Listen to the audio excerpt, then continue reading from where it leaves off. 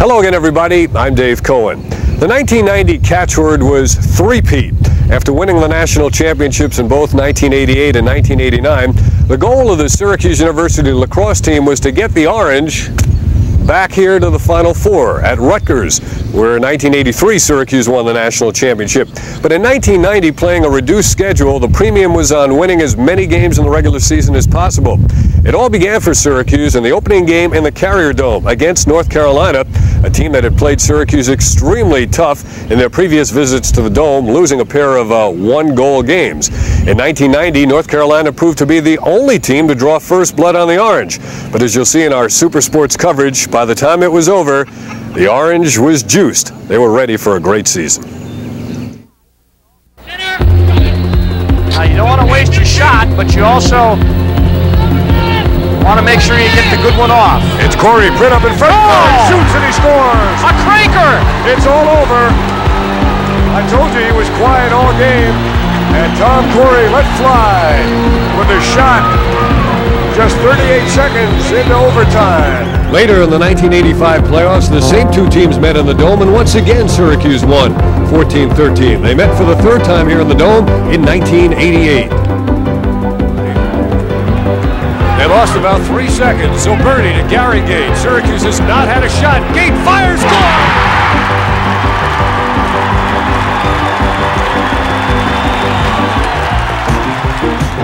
And today the North Carolina Tar Heels return to the Carrier Dome for their fourth trip, hoping it'll be a little different than the three previous meetings. Super Sports, a production of Cook Cablevision of Syracuse, presents Syracuse University Lacrosse. Tonight in the Carrier Dome, it's the North Carolina Tar Heels meeting the Syracuse Orangemen.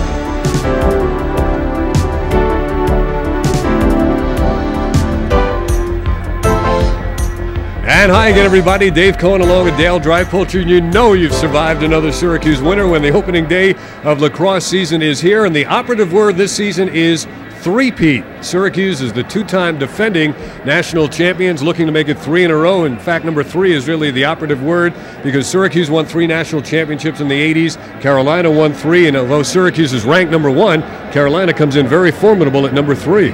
Well, they're a top-quality opponent. Willie Scroggs is a great coach. One of the things I think is interesting about North Carolina, as you saw in the tees, I think more than any other team Syracuse ever plays, they seem to extend them more than anybody, including Hopkins, Virginia, you name it. So they're a very, very tough team, and they give Syracuse a very, very tough time. You know, North Carolina doesn't have very many homegrown products. You could probably count on one hand how many they've had in the last decade. They bring a couple of Central New Yorkers back, and Syracuse has somewhat of the same old story, the beginning of the final chapter of the Gates. Well, you know, it seems like just the other day they were saying we've got a couple of Canadian kids here who might be able to play some lacrosse. Obviously, they've rewritten the rule books, and they've really added a lot to the game of lacrosse. They've got a good supporting cast this year, guys like Matt Palumb, the senior goalie, is back. So Syracuse also very, very formidable, Dave. And we can't forget Tom Maricek. He might be the best of the Canadians, and he has 3 more years ahead of him, including this season. So there's something old and something new in lacrosse this year. Absolutely. There's a lot of rule changes, but you know, as you look at these rule changes, one of the things that you have to keep in mind is that they're really for one reason. They feel, the NCAA feels, they want to keep the game the fastest game on 2 feet. They want to speed it up. So those rules have been changed to make that come true, and we got a chance to talk to some Syracuse Orangemen about the new rule changes. This year in lacrosse, there are a number of rules changes. There's a 10-second count now. When you get the ball as the goalie, Matt, you've got, what, 10 seconds to get it out of the defensive zone?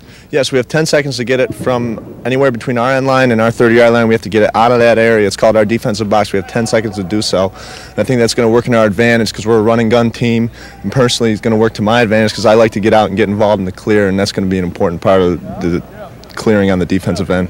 One thing we'll see this year are black big sticks, but fewer of them. There's 4 instead of 5. David Patain, how will that affect Syracuse's game?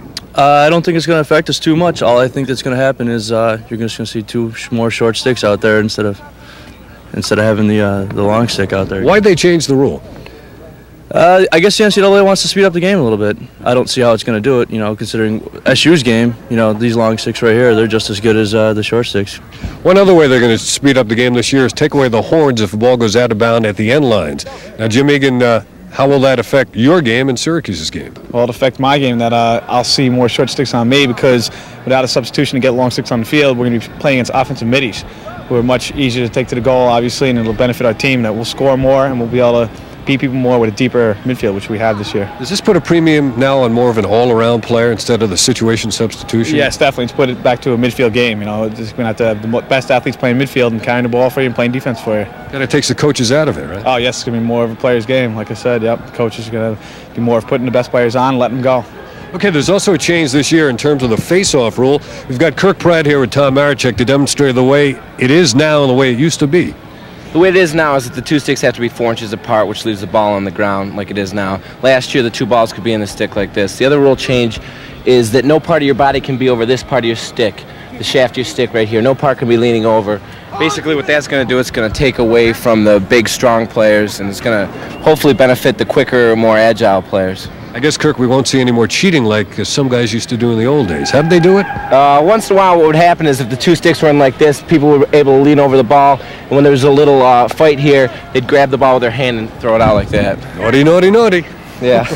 And I'll tell you one thing, Dave, it's going to put a lot more pressure on the officials. There's a lot more to watch, so the officials are really going to have their game together early this season. You know, in the past, we've always talked about all the products from West Genesee High School, but this year, a name to remember for Syracuse may be Jamie Archer, and he comes from a rather unlikely place. I think first time a kid from a city school like Nottingham really hasn't had a program that long playing. We've had some kids from Henninger High School, but I think a first from Nottingham, so he's got to have the butterflies today.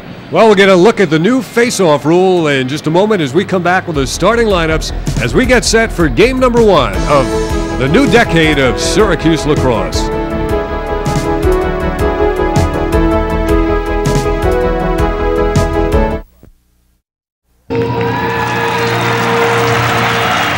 And welcome back to the Carrier Dome in Syracuse. Dave Cohen along with Dale Drypulcher. Syracuse last year dropped their opening game 14-13 to Johns Hopkins. That was on the road, and then Roy Simmons' team promptly won the next 14 in a row in their second straight national championship. Willie Scroggs is in the middle of that huddle for the North Carolina Tar Heels. Will open up with Dennis Goldstein, Joe Bedell, and Mike Acey on the attack. The midfield of Andy Dunkerton, Chip Meyer, Steve Huff, and the expected face-off man Craig Haslinger.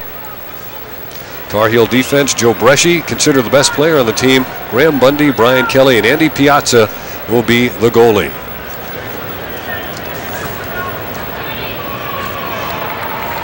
Syracuse wearing their new look home game jerseys, kind of shimmery like the NFL teams wear. Yeah, kind of shiny.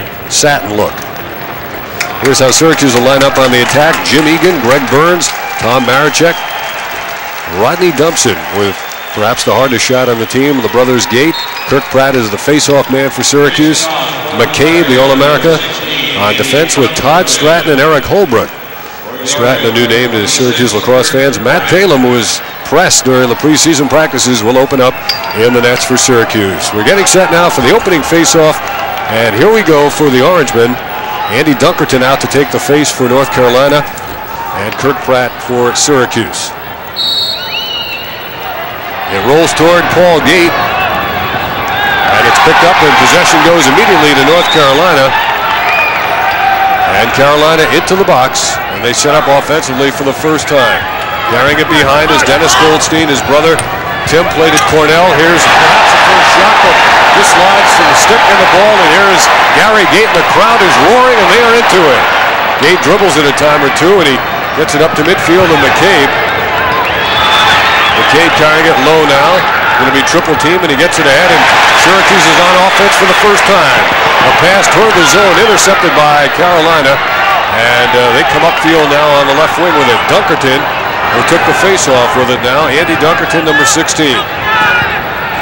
Just slides from the ball, rolls out of bounds, and Carolina will keep it. The midfielders will have to play a lot more in terms of two-way play this season, because there will not be horns to allow substitutions when the ball goes over either end line.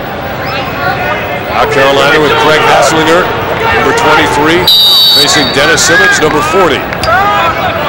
Nice move by Haslinger. He may get a shot away. He feeds up top. It is out of the box, and at midfield, regained by Carolina. They do a good job of staying onside. Bresci, nice job, 34. Bresci is dumped. Now Carolina's Acey on the out-of-bounds line. Yep, he stepped on the line, and it goes over now to Syracuse.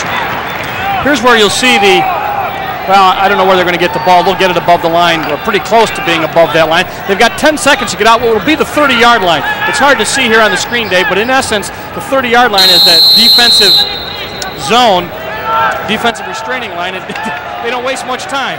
No, it probably won't affect Syracuse too much this year, much like the 45-second clock won't affect a fast-breaking team in basketball. Gary Gate now fighting off one block. Here's Polgate, first shot. It's saved by Piazza, and he outlets it quickly up to midfield. And good transition game now by North Carolina. With it is Saramet, local player, behind to Goldstein. Outside they go again, Eric Saramet. Played loosely by Gary Gate. Gate brings him down. And stepping in is Rodney Dumpson to come up with a loose ball. Rodney can really fly. Down the sideline he comes. Dumpson is into the box. Rodney with a right-handed shot. It's saved by Piazza. It was an easy shot to handle. Now the outlet to Saramet. Saramet deep into the box now. Behind they go to Goldstein. Matt Palumb hasn't been challenged yet as the ball comes up top. A running start there for 43, Dan Donnelly, playing with a knee brace. Now Mike Acey, related to the former Henniger football and lacrosse coach, Tom Acey. Still the lacrosse coach, yeah, right? Yep, still coaching lacrosse. Oh, nice jump. Good feed in close, and a score by Carolina as Joe Bedell gets the goal, beating Matt Palumb. Joe Bedell out of Fayetteville Manlius, a 6-foot sophomore, and North Carolina draws first blood. Well, Busick gets it off, and he dumps it off to Bedell, and Bedell just gets a clear shot. Matt Palumb came out, but not able to track the ball down. There's Bedell, first goal in the game. 12:22 left in the first quarter. One thing I noticed, Dave, you see the pace of that game, how the midfielders are going to have to be in good shape. They're not going to get much of a break. We're going to get a procedure call on the face-off already. Syracuse ball as that Dunkerton illegal procedure. Let's see if we can spot just what happened here. If you lean over the stick, that's a violation. That might have been the call. Syracuse back in offense now, down 1-0. They try to work from behind. And in close, Egan. He may have hit the crossbar. Maricek battling in close. Egan's got a stick in there. And Piazza has 3 saves, outlets it quickly. Good job by Piazza, and this is Brian Kelly, 45, trying to get it ahead to Goldstein. McCabe is back with him. Palumb is out of the nets. It hit the stick of Goldstein, and Syracuse gets it. One thing I'll say, Piazza's got to feel pretty good because he's had a couple of good saves. He had a one-on-one with Egan, and he stuffed him, so his confidence level's got to be high right now. He has been tested early, and he's been able to stop him 3 times. North Carolina's had benefit of 1 game already, and in that game, Piazza had 14 saves. Allows 6 goals in a 13-6 win last week over Penn State. Here's that 10-second count. You'll see the official. You didn't see him there, but he was making the count, as we said. It won't affect Syracuse that much, but it'll be interesting to see. Ricky Kramer has it now, number 13. On the exchange with Egan. Now Greg Burns, 3-year starter out of Janesville DeWitt. Again, it's Kramer. And handling it now for Syracuse, number 30, is Dan Cahey. Starts his move, he fires and he scores. Dan Cahey ties the game at 1. A year ago he had 17 shots and 5 goals. He is 1 for 1 on the year. Watch, and they jump Cahey. That's Donnelly that shoots out, I believe, from the top. And he gets by the double team. Busick actually 29, and Piazza not able to stop that one, but they double teamed him, and Cahey did a good thing there. He got by the double team, Dave, ties the game up. 11:15 to go in a 1-1 tie here in the first quarter. Many of these rules changes have been instituted to increase scoring.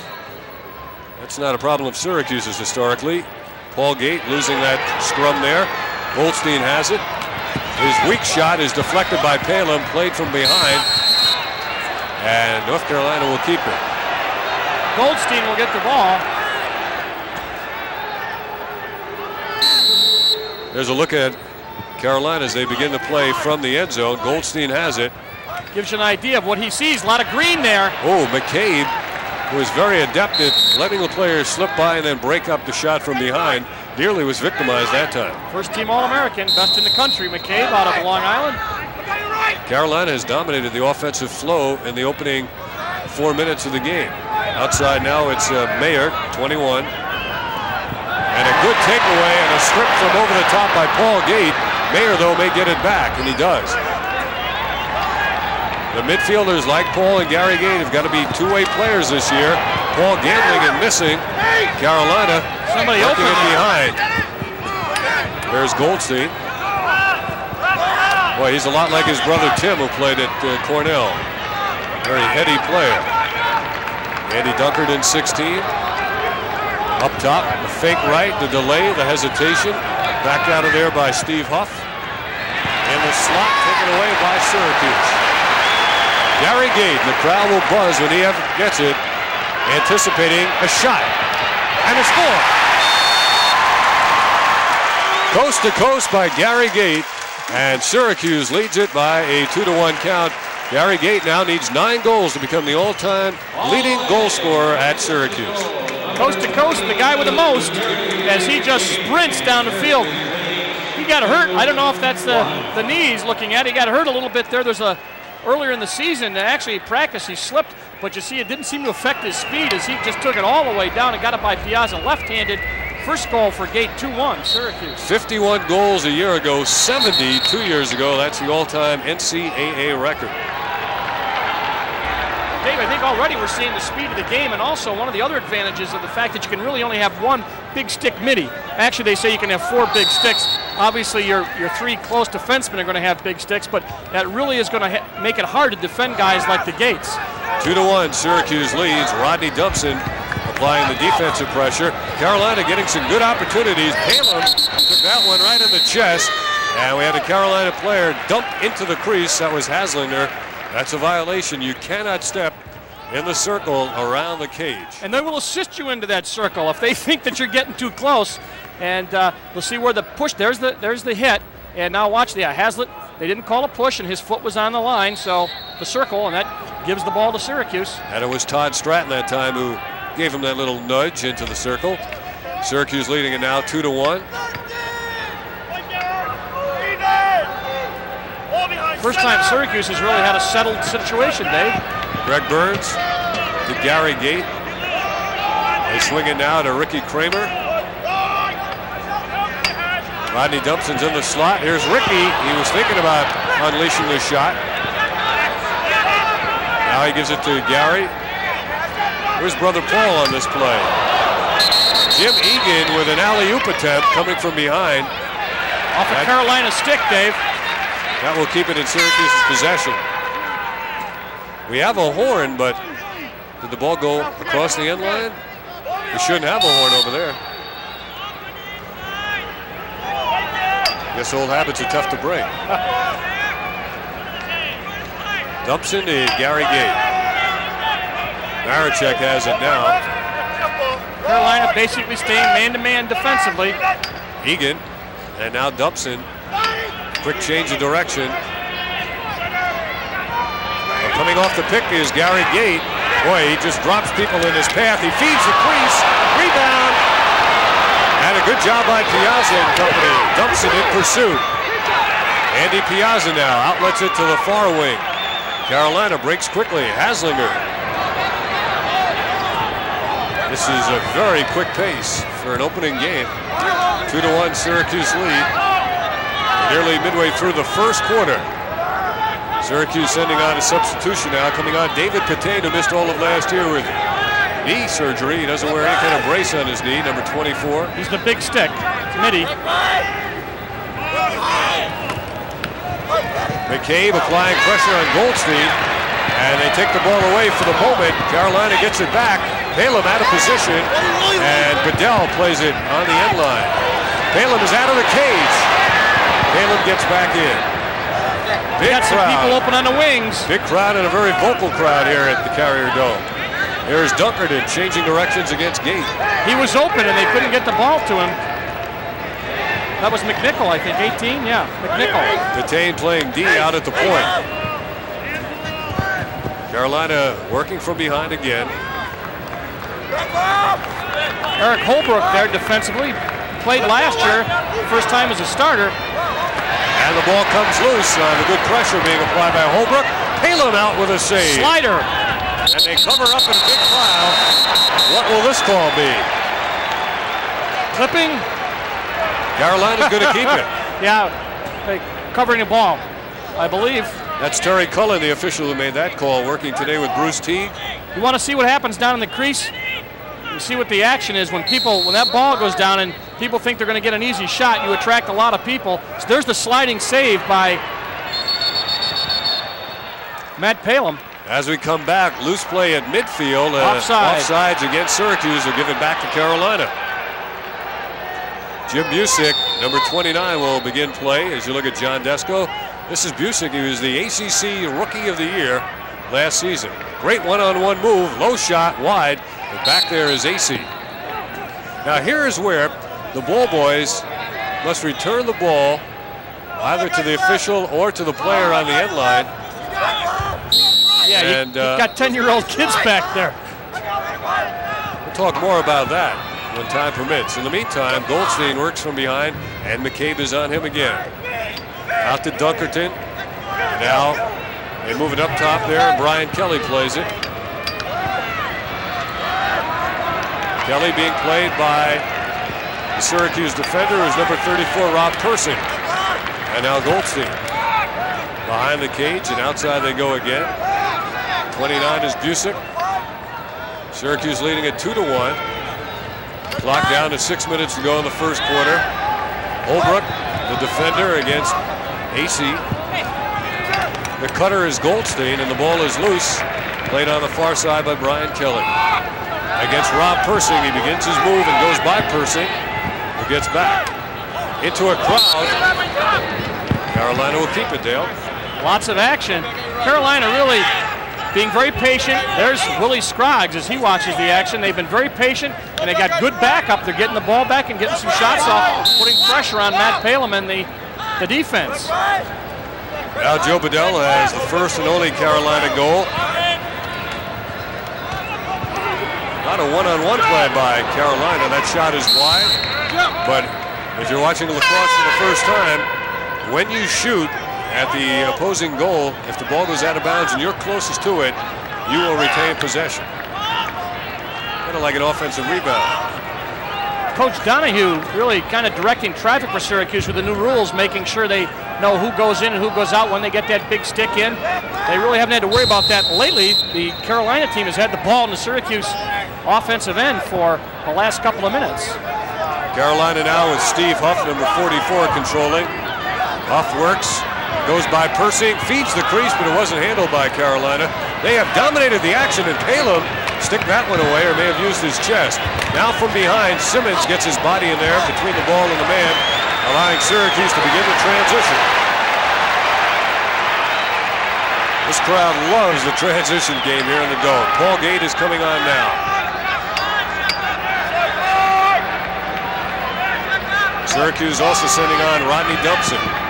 They have Egan behind on the attack. Now he's spread out, two guys behind. Rob Persing is trying to come off, and as he does, Gary Gate will come on. And he gets the ball as he crosses onto the playing field. 4 officials work the game, 3 on the field, 1 at the midfield line. That shot is saved by Piazza. Syracuse closest to it. They will retain possession. Gary Gate took that shot. Well, he beat Chip Mayer, 21. The Mayer coming out now, being replaced by number 20, a big stick. That's one of the things I said with the Gates. When you get a short stick on one of the Gate guys, it's very difficult to do anything. You can't keep him away from you. And when he gets that close, he's got such power, very difficult to hold him back. Robert Ozeki is number 20 who came on for Carolina. He's got the big stick, and he is shadowing Gary Gate. Now Rodney Dumpson. We haven't seen him fire yet. He does have a hard shot. Here's Gary. Maricek looking for his shot. Off of his stick and out of bounds. Syracuse ball. Piazza hustling to beat Paulgate, but not there in time, and Syracuse will retain possession. Now again, there's no time to substitute unless you're willing to try to get one of your defenders way off the field. There's a one-on-one move by Paulgate. He's very strong. And he gets called for warding off, using the free hand to push. Boy, these guys are hustling. You have to, as you said. Used to be before you'd get a lot of timeouts and a lot of substitutions. Right now, you got to play what you got out there. Well, I'm sure we'll like this rule because our contention in the past has been some of these games have really dragged out. Now Carolina, once they get the ball across, they have 10 seconds to get it into the box. Well, they have to get across the midfield line. Now they've got 10 seconds. And we get a whistle. And there's a call. Illegal pick. Carolina coach is not too happy about it. There it is right there. Said he wasn't set. Pretty close call. Anyway, it was called a moving pick or an illegal pick, just like in basketball. Steve Huff was the man detected there on the illegal pick. You see a lot of the Carolina players wear those, what do you call those, spandex undershorts that are in vogue now in basketball? Right. Yep. Syracuse back on offense. With the ball, number 30, that's Dan Kay. He's got one of the 2 Syracuse goals. We're down to 3.5 minutes to go in this first quarter. 2-1. Very defensive game. Quick stick and Burns missing on the shot. Maricek will be closest to it in the foot race to the end line. Piazza's had a heck of a first quarter. He's been hot, Dave. He really has been hot. They have Syracuse got like 4 or 5 shots off on him. Let's move it up now to 8. Check that. Yep. 6 saves by Piazza. Maricek hasn't had much operating room yet. Feeding across and a high, low shot by Ricky Kramer goes out of bounds. Carolina's going to get it. Carolina's taken 6 shots at Matt Palumb, 8 shots against Piazza, or 9 now against Piazza, and he has done very, very well. And as we said, sometimes if you get a goalie who gets hot, it's stifling. You get that offense maybe a little bit frustrated. Right now, Carolina's dominating action. And they lose the ball as they come across. Another 10-second count begins now to get it into the box. They haven't gotten it in yet. Now they're in it. Playing it from behind, number 14, Steve Spears. He is a product of Janesville DeWitt High School. His brother John, still in high school, will be joining him on this Carolina team next year. But right at this moment, John is playing on the state high school basketball championship for Janesville DeWitt. So I wonder what the parents have decided to do, where their allegiances are. Shot is saved by Matt Palumb, another product of Janesville DeWitt High School. And Carolina will keep it. They let Bedell was camped right on the crease there, had his Coleman stove out, and that was a one-on-one, and Matt Palumb really did a nice job of coming out and deflecting that ball up, and that's what you're supposed to do. I think he was a little surprised to see Bedell there that long and able to get the ball in. Let's see if we get a look at it. Watch Bedell, 6. See, they jump off to pick up 44, and they dropped it off to Bedell, and Bedell right there as Huff got the ball to him. Next time he gets that much time, he'll tell us he has the picnic basket set up. Right? That's right. He's got the cloth out. A little bit of a jump. They drop back now. Saramet was the man who handled it. Here's AC. Lots of Central New Yorkers out there for North Carolina. We're down to 1:50 to go. At the end of the game, in the final 2 minutes, if the ball goes out of the box, you lose possession. Not here at the end of the quarter. As Carolina gets a shot saved by Matt Palumb. That was a good hard one by Haslinger. Syracuse leading at 2-1. Carolina's Saramet gets it back. Eric Saramet out of West Genesee. Giving it up now. Spears has it. Steve Spears, an attackman, sending it outside to Haslinger. Now Saramet again. That's the time remaining in the quarter as Saramet looks for his shot. Being pushed out of there. That is legal in this game of lacrosse. McCabe now on Spears. Poke checked away, picked up again by Spears. Spears comes in, Palumb saves him. Bedell feeding the crease, knocked away and out of bounds. And it is still Carolina ball. Off a Syracuse stick. Off a Syracuse stick. They a little bit unsettled. Syracuse defensively has really had a lot of pressure put on them. Now watch. there's the look by Spears. There's the shot and the save on the body. Now Matt comes out. Now he's outside, and boy, there's nothing like better than he heads back. And then there was another shot, but it was ticked by a stick and went out of bounds, remained Carolina ball. Jim Music has it now. Played by Persing, going by Persing. Bounce shot. Palumb got a piece of that one. Persing, look at him hustle. Yes. He wins it for Syracuse. Yep. He beat Saramet there. He got his position and stayed there, and Saramet couldn't do anything about it. Syracuse ball. Big crowd here for the opening game. I think a lot of people, after watching the Big East action, not able to participate, wanted to be a part of a Syracuse athletic event, so they came out for this lacrosse game. Ball to Gary, the fake, knocked out of his stick, taken away by Carolina. Mayer had it for a moment. Procedure call gives it to Syracuse. They went in and out of the crease with the ball. You know, it's funny, you look at the officials, there really haven't been any penalties of any consequence, no personal fouls, nothing that would stop the game. So this is one of the things we mentioned, how fast the game will move. Here is Paul. What a move. He comes, he shoots, he scores. He turned Busick every which way and loose. And he came in beating Piazza with a bounce shot. So the Brothers Gate have scored along with Dan Cahey. And it's a 3-1 Syracuse lead here in the first quarter. You know, it wouldn't have made any difference if he had a big stick or not, Busick, there, because he just couldn't do anything. And as you said, Gate is so strong, and he's so quick, too. He really couples those attributes, and great athlete, and you saw it right there. Because you know Busick's a good athlete, and he dropped him right in front of the crease. He really screwed him right into the carpet.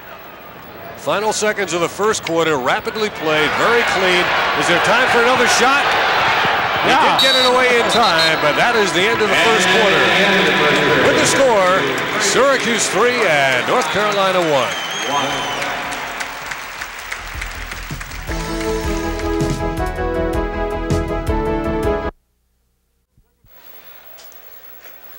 Second quarter is getting set to start with a face-off. Kirk Pratt will take it for Syracuse. The Orangemen leading the Tar Heels 3-1. North Carolina scored first. Joe Bedell, but then Dan Cahey, Gary Gate, and Paul Gate scored. Here are the statistics after 1 quarter of play. Pretty even up, as you can see. Shots 10 apiece, saves 6 apiece, face-offs 3-2. So a real close game, and obviously, if you've been watching, you see how much. If there was a time of possession, however, I think North Carolina had a little more quality time, Dave. And our first quarter under the new speed 'em up rules, and it was a rapidly played first quarter. Probably about 22 or 3 minutes on the time clock. North Carolina has had the ball offensively more than Syracuse. Dunkerton's shot knocked down at the defense. Tim Goldstein is back. I should say Dennis Goldstein is back. Yeah, nice move by Dunkerton. Pratt obviously able to get a stick up there, but nice move, a little one-on-one action here. Here's Steve Spears, the local player from Janesville, DeWitt. Outside now to Chip Mayer. And the move being made by Steve Huff. Almost caught a stick high. Oh, nice save. What a job by Matt Palumb as he picks up his 7th save of the game, and here he comes. Palumb loves these sojourns out of the net, doesn't he? He's a very active goalie. Now he's across midfield, lost the ball, and Carolina, if they hustle, may get a good shot. They won't. Gary Gate just really got Bedell and knocked him for a loop, and the ball went off Bedell, and Syracuse is going to get it. That's why these guys are All-Americans. Watch the wrap here with the boom, hit the stick, ball goes out of the stick. All perfectly legal. Hey, it's a contact sport. And they're going after Gary Gate now, trying to double team him. He goes on the near sideline. New Syracuse player handling it, Todd Stratton, a defenseman. Now Rodney dumps it. He's got to step on the defense. Rodney feeding it across, intended for Maricek. Bad pass. Out of bounds. Bad pass. He was looking for Maricek. One thing you can see there with Dumpson is he started to accelerate. He left Saramet, step by step, he was gaining on it, but poor pass. Syracuse will give up possession. Matt Moore is on for the first time, along with Rob Persing and David Patane. Now Syracuse is going to apply a ride. let's see if they really pressure North Carolina here. Well, that's one of the advantages of that 10-second. If you've got a good riding team, you might be able to force something. They got the ball up past the line now, so they're all set. The count is off now, and now it begins again. Syracuse losing it. Matt Moore is there to pick it up. Moore ahead to Greg Burns. He's got operating room. He feeds the wing. Back in the middle for Moore. Maybe too much passing by Syracuse that time. And Syracuse comes out of there with it. Up ahead he goes to Grant Bundy. Bundy, number 35, legging it, gives it to Haslinger. Haslinger, weak pass in close to Spears. And Syracuse had time to regroup. I think Stratton got in there, 31. Palumb came out. He got some help from 24, Dave Patane, but they did put a little pressure on Matt Palumb.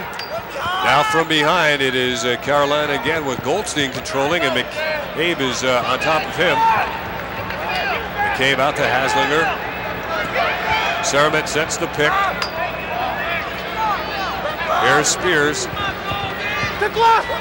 This is a pick from behind. Holbrook on him. Stayed with him. Haslinger out of the box now.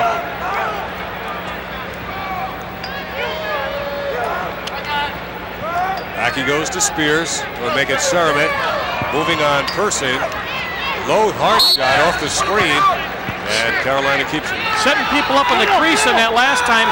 Trying to get a screen on Matt Palumb. They take two offensive people and put them on the crease. And then with the two defenders, it makes it a little hard to see down there. 3 minutes into the second quarter. Nice move. And the flag is down. Did the ball end up in the net? No. So that'll be a slash. So first man down situation actually for either team. And you're going to see it's just a one-on-one, and you get beat. That was McCabe actually that got beat by Goldstein. Good job though by Matt Palumb. Yeah. With help on the play from Eric Holbrook. Sean McGowan has come on now for the first time in the man down defense. AC 17 handling out to Saramet. Now Mayer and Dunkerton as they work the ball clockwise to the Carolina Tar Heels. Again, it's Saramet. Now they're going to go back the other way. They feed the crease. There's a high shot. And up to play it was Palumb. Billy Scroggs sporting that early season tan. Checking the shot of AC on that as AC came out, shot out from behind the cage. They tried to hit the cutter and it rolls out to midfield. Burns got a stick on it. Picked up by Mayer. Mayer cross field to Dunkerton. Dunkerton even with a crease. Now top of the slot. Hard rifle shot and it's wide. But Carolina retains possession. You know, Carolina, Kelly, 45 is the guy who the defenseman reached over and knocked that ball back, and that gave out the ball back to Carolina. And now the first time out also as Willie Scroggs heads out to talk to the Tar Heels. So we have the first extra man situation of the game and the first timeout taken. Let's look at the action here in this last sequence. Get those big steps, try to stop the passing lanes. You got to give them a step because you're down a man and you see the ball not really on target. Palumb over to put the stick near it, but it was not really on the cage. And I'm sure Willie Scroggs wants to make sure they don't squander this opportunity. It's 3-1, and they'd love to bring it down to just a one-goal deficit. So he took the timeout. Not sure exactly how much time left in the penalty. It's hard to tell from up here, but so far, Dave, it's been a faster game. We haven't seen any 10-second calls. How many timeouts is each team allotted? 2. A half. A half. So this is North Carolina's first. By the way, coming up at halftime, rather interesting discussion with Syracuse head coach Roy Simmons about lacrosse after the gates and lacrosse in the 90s. And we'll touch on this subject because this may look a little odd to see St. John's on the Syracuse lacrosse schedule, but that could be a portent of things to come. There is talk about the Big East Lacrosse League. Is that right? You know, Dave Gavitt's a basketball man, but his son played for the North Carolina Tar Heels. That's right. And he loves lacrosse. New York City, not a bad area. Long Island pretty close to it, and you know the quality of players you can get from Long Island. Man up now, back for Carolina. I have the feeling Georgetown may be a pretty good lacrosse team before long. Yep. Carolina has the extra man opportunity. If you're new to lacrosse, it's equivalent to hockey's power play. And now Syracuse is all even as Matt Moore comes in and knocks down some bodies, doesn't he? Yeah, they thought there might be an offside there. Syracuse sent a man over, and then the other guy just stepped in out of the box. So it was, official was a little curious, but Syracuse has killed the penalty. Even strength. Joe Bedell is coming on now. He'll be in the picture shortly. There he is, number 6, on the left of the screen. Syracuse leading at 3-1. Tremendous defensive effort. And this ball may go over to Syracuse as a result of it. It will. They tried to force that ball to the crease. They tried to hit AC, and I think they were forcing it a little bit. He really wasn't open, and when they got the ball to him, he really wasn't in the position to do anything with it. So Syracuse will get the ball. Yeah, it hasn't been a pleasant experience for Carolina here in the Dome, where, by the way, Syracuse has won 20 straight games. Been some awfully exciting games, though, huh? Lots of overtimes.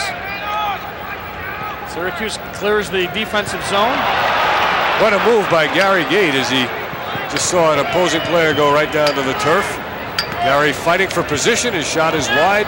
Closest to it is Greg Burns. They just jumped Gate, and I saw the guy jump, and he came out and had his head down and his stick up because he didn't want to, I don't think he wanted to feel that 5 ounces of rubber off his head. Gary Gate got a shot off. He's got a hard shot. Maricek's been held in check so far.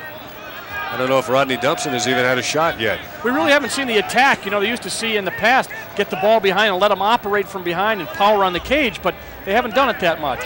Paul Gate was the MVP in last year's championship game. 4 goals. That pass from his brother was intercepted but regained now by Rodney Dumpson, who feeds it to Paul off of his stick. Taken back by Carolina. They don't have control yet, so Paul scoops it up. Paul still has it. Nice feed in front. Egan scores.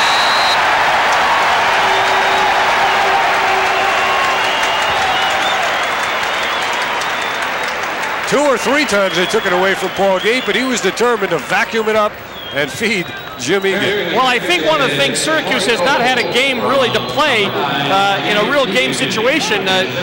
Carolina played Penn State. I think they're a little rusty, but he saw Egan with a one-handed pass, and Egan, just a real tough kid and a captain,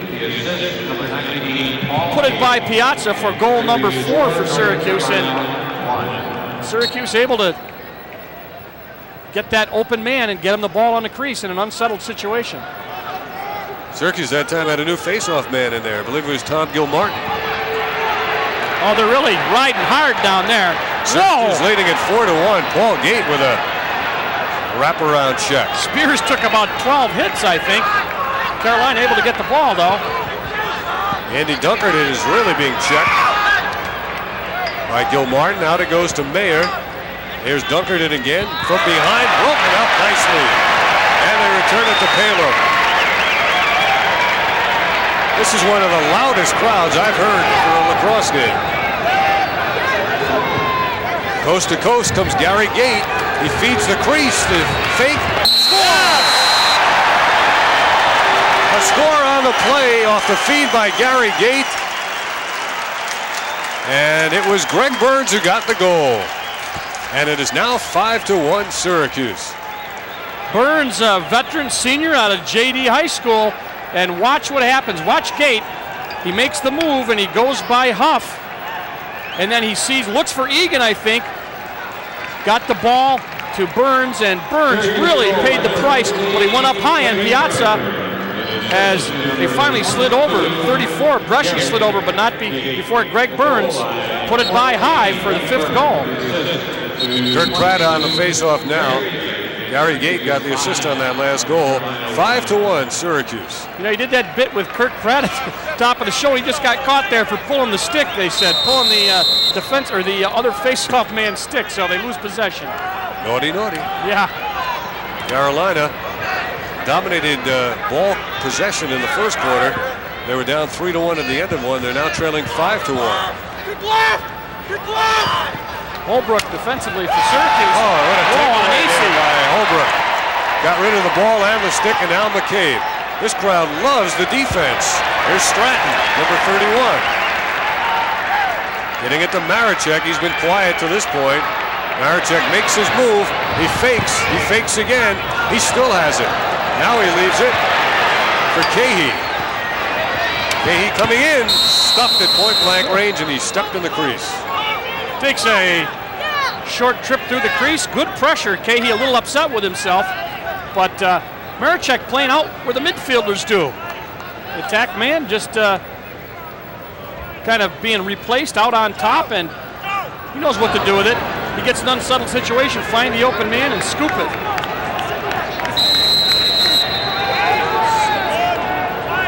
Andy Piazza's played well in the nets for North Carolina, but Syracuse has been very physical. Piazza. Now they get it across, but Saramera can't handle it. Syracuse's Patain sticks it up quickly to Jim Egan. On the head. Shot on the head. There is no flag. And the ball didn't go out of bounds, and Maricek's got it.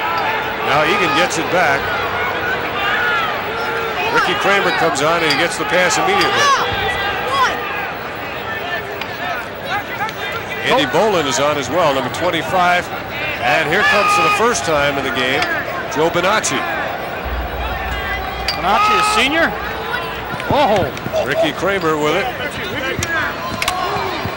He has Egan and Maricek back behind with him. This stepped in the crease. He got his toes on the line. And the crease violation gives it now to North Carolina. Nice, hard, vicious check by Kelly, 45 from Carolina. Prevented that. And you're going to see 45. Watch him right there. Watch the check. He's going to whip him around. And there it is. Right after that. We're back to live action. And we're under 7 minutes to go in the first half. Syracuse 5, North Carolina 1. Line shot at midfield. Semmeret got it from Persing. Syracuse scoops it up. Andy Bolin with it. Accelerating. They're trying to get him from behind. Bolin backs it off. Nice hesitation.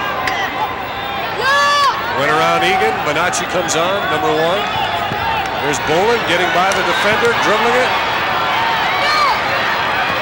Carolina takes it away. Hasslinger, but he's going to get mugged over there, too. Nick Boynton, 17, is on, and now it is Bonacci. Transfer from the Naval Academy. Jim Egan with it now. You know, I keep waiting for him to settle it down, and there's 6:06 left in the first half, and they haven't settled it down yet. Egan still has it, reversing his field behind, sending it outside to Kramer. Bolin's going to get it now. What is the call? Said you're in the crease. Got a crease violation away from the ball. He didn't know exactly where he was. He stepped in the crease. It was Boynton, I think.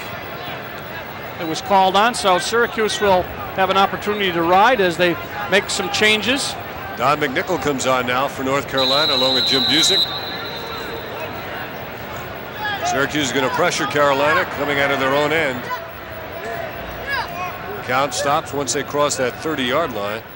It'll resume once they cross midfield. And they're into the box That's quickly. Great. They ran him off, or he ran himself off. Actually, Donnelly has it now. Donnelly trying to move on Persing, knocks it away. Donnelly gets it back. He's still being harassed. What a job Persing has done in this game. Well, they've done great defensively. They've held Carolina to 1 goal. They've had some good shots. Carolina, in fact, got the first goal of the game. There's Dennis Goldstein trying to shake and go. He's shaking, but he isn't going. That was just brilliant by nice save. And it is Matt Moore scoops it up. What a job for Syracuse, and we have a whistle. Slash, after it was over, I think they're going to call on both guys. Is he? Persing, I think, and 18. McNichol. Yeah, they were doing some shin banging. You know what shin banging is? Watch this. We'll see it. Let it go after this, guys. You're going to see there's the check, okay? So down goes Goldstein. Now there's the save. Great save. And then after this, they started upfield, and right to the right of the camera there, they were banging each other with their sticks. What a job by McCabe. We told you he likes to Finally let that man go by him, then come over the top from behind, and he did it perfectly. Or he'll whip check, and as long as you get the stick, you're all right. There's John Desco.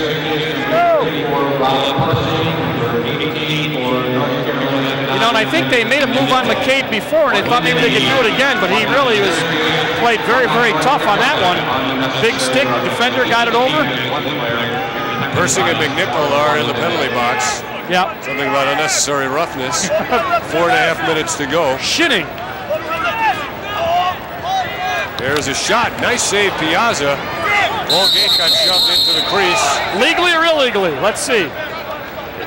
Makes a difference. No, but he must have been a legal push by Carolina, so Syracuse will lose possession. There it is. Watch number 19, Paul Gate. There's the shot. There's Piazza right on it. He has really been good. And there's the push, legal push, and indeed. And Paul, nearly with eyes in the back of his head, realized it and tried to go airborne. We're down now to 4 minutes and 15 seconds in the first half. Again, at halftime, we'll talk with Roy Simmons about Lacrosse, present, future. Here's the move made by Steve Huff, and the score. As Palumb checks his position, Steve Huff breaks the drought. North Carolina now trails 5-2. Now both teams are down a man, so they were even. But you know, Dave, it makes it a little less crowded in there, and there's a little more room for the offense to work, I think, when you're both down a man. And Matt Palumb, I think, had it, but it went over his stick. He had it tracked. He couldn't keep the stick down, but he's done a good job. That is shot for Carolina, number 19. So they have been active on Matt Palumb. He's got 9 saves. No, check that. 8 saves. It was an unassisted goal by Steve Huff, and it's a 5-2 game. Lacrosse is a game of great momentum. So often the team scores, and then they score and score again. Let's see if Syracuse answers back. What a move, what a shot! And there it is, Gary Gate countering for the Orangemen. And they now lead at 6-2. That's a placement shot, Dave. That even wasn't that hard. Nice left-handed shot. Brushy 34 was on him, but he beat Piazza with a little. Gary Gate comes up with his second goal of the game. He also has an assist. Look at that. There's the fake. Nice down-low shot. It really was well placed. Excellent job. Syracuse leads at 6-2.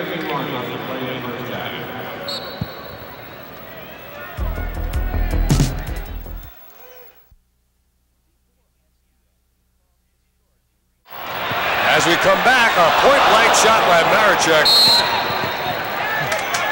And the Orangemen will keep it. Nice race to the end line. Egan and Bundy. Egan won it. That's Marichek. 42, another part of that Canadian connection.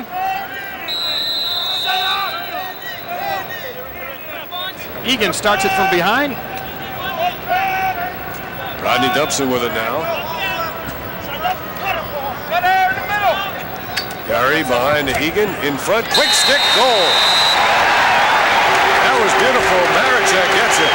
How long you think that ball was in his stick? You know, what you don't realize in that kind is you really have to control it. Well, you might take a baseball swipe at it, but most of these guys, they control the ball, and then they get it right back out. Let's see. There's the Marichek, control, out, goal. I think he put it right through his legs. And we slowed it down. Slower, guys. Great job by Marichek, his first goal. Goal number 7 for Syracuse, 3:20 left first half. Tom Marichek is almost overlooked, but he tied for the lead in points last year with Gary Gate. Nice check by Gate. I don't think Gary's leg is bothering him, do you? No, I don't. It doesn't seem to. What a rifle pass up ahead. That's brother Paul with it now. Dumpson's on his left. Nobody's going to stop Paul legally. Fans a little upset about that. A push we get. You know, incidentally, you might mention that Carolina's had some injuries, Dave. They played against Penn State. They lost 3 people in the Penn State game, so they're not playing perhaps at full strength. We're going to get a look at that push on Paul Gate. But one of the guys that got hurt was Graham Harden, the starting defenseman. That hurts, I think. It hurts them defensively. Hey, what else hurts? Getting hit by Gary Gate's shot, as somebody just did. Yep. That's a lethal weapon. 2:48 to play in this first half. Syracuse leading at 7-2. They took it away that time from Paul. Yeah, he did. Nice job. Carolina has transitioned well in this game, particularly early on. That was Hasslinger that took it away from him. Now open at midfield is Joe Bresci, right. Bresci gives it up. Carolina did a good job. Palumb down for the save. Up ahead to Batain in the middle. Nice job, but mishandled there by Eric Stratton and played by Goldstein. One thing I think Matt Palumb does so well and has improved on is being able to control that rebound. Joe Bedell has it. He's got one of the 2 Carolina goals. Inside roll, no. Dumps it. Spears up top. Busick with it. He fakes left, goes right, looks for his shot. Palumb was right on that one, and it was wide. Now Busick did a nice job. He beat Paul Gate on that, actually. Just a little sweep. Hard to get a lot of power off that. Carolina and Syracuse each won 3 national championships during the 80s. Bedell sending out to Dunkworth. Dunkerton, rather. There's a move by Dunkerton against Dumpson. Slowing it down, good defense, making him work. Now Spears. Pick left! Pick left! You can hear Matt Palumb saying pick left as he was talking to Holbrook. And Spears gives it up. You know Matt doesn't want to get beat by a former high school alum. The rebound. Could have been dangerous. Carolina's Goldstein has it. Feeding the crease. Palumb is down to pull it in. Up and out, 40 seconds. Delayed call. It's a delayed call. Maricek with it. Shakes free of his man. Feeds behind. This is an opportunity for Syracuse now. The flag is down. That's right, lots of time. Oh, poor pass. They miss Rodney Dumpson. The ball goes through the box, and now they will assess the penalty with 22 seconds to play in the first half. What's a slash? Rodney limping ever so slightly. Well, that's going to cost him, and that was Bedell, I think, that they detected with the slash. So Syracuse will be up. Well, interesting to see how many shots they take with 22 seconds, because if they hold on to the ball, they would retain possession into the second half without a face-off. With 22 seconds, the first added 1 minute penalty on North Carolina number 6, Joe Bedell. 1 minute slash. Rodney Dumpson up top, low shot, saved by Piazza. Rebound batted by Maricek twice. Oh boy, Piazza earned his money there. Earned a lot of aluminum there. You're going to get Maricek on an interference. With 5 seconds to go here in the first half. Procedure call on Maricek. Syracuse still a man up. Now whoever's got possession here, I believe there's somebody in the box for Carolina. An extra man on the field is an official with the time clock. And the first half has come to an end with Syracuse leading North Carolina 7-2. We'll be back to talk with this man, Roy Simmons, in our Coors halftime highlights coming up. So stay with us.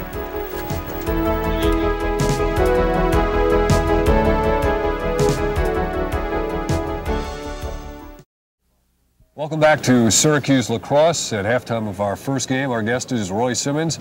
Roy, 2 national championships in as many years, a total of 3 during the decade of the 80s. How can you top it? What can you do this year besides win again? Well, win again, you know. There was an author that said, uneasy rests the head that wears the crown. Some English author, I guess. And that's true. You know, it's easier to get there than it is to maintain it and to keep it, because everybody's gunning for you. What kind of motivational techniques have you had to resort to, if any, to tell this team that you really do want to win it again? I'm sure they do, but have you resorted to anything? Well, I felt that was my one big job this year. You know, recruiting's over, the talent that exists at the university is in place. Sure, the seniors are here with great memories of 2 championships. The freshmen are here stepping on to a defending championship team, and last year's freshmen are, privileged to have 1 championship. It's history, and we don't dwell on history, and we don't dwell on the past. We dwell on the now and today, and we don't look to the future either. And I thought that my job this year would probably be to reinforce the fact that we're not going to live on our accolades, because some of those kids have graduated, and that we wouldn't look to the future because we are not soothsayers. So we're dealing with now, and I think the chemistry of the team is most important. Stay healthy, keep them hungry, and keep them believing in one another, and then maybe it'll all happen.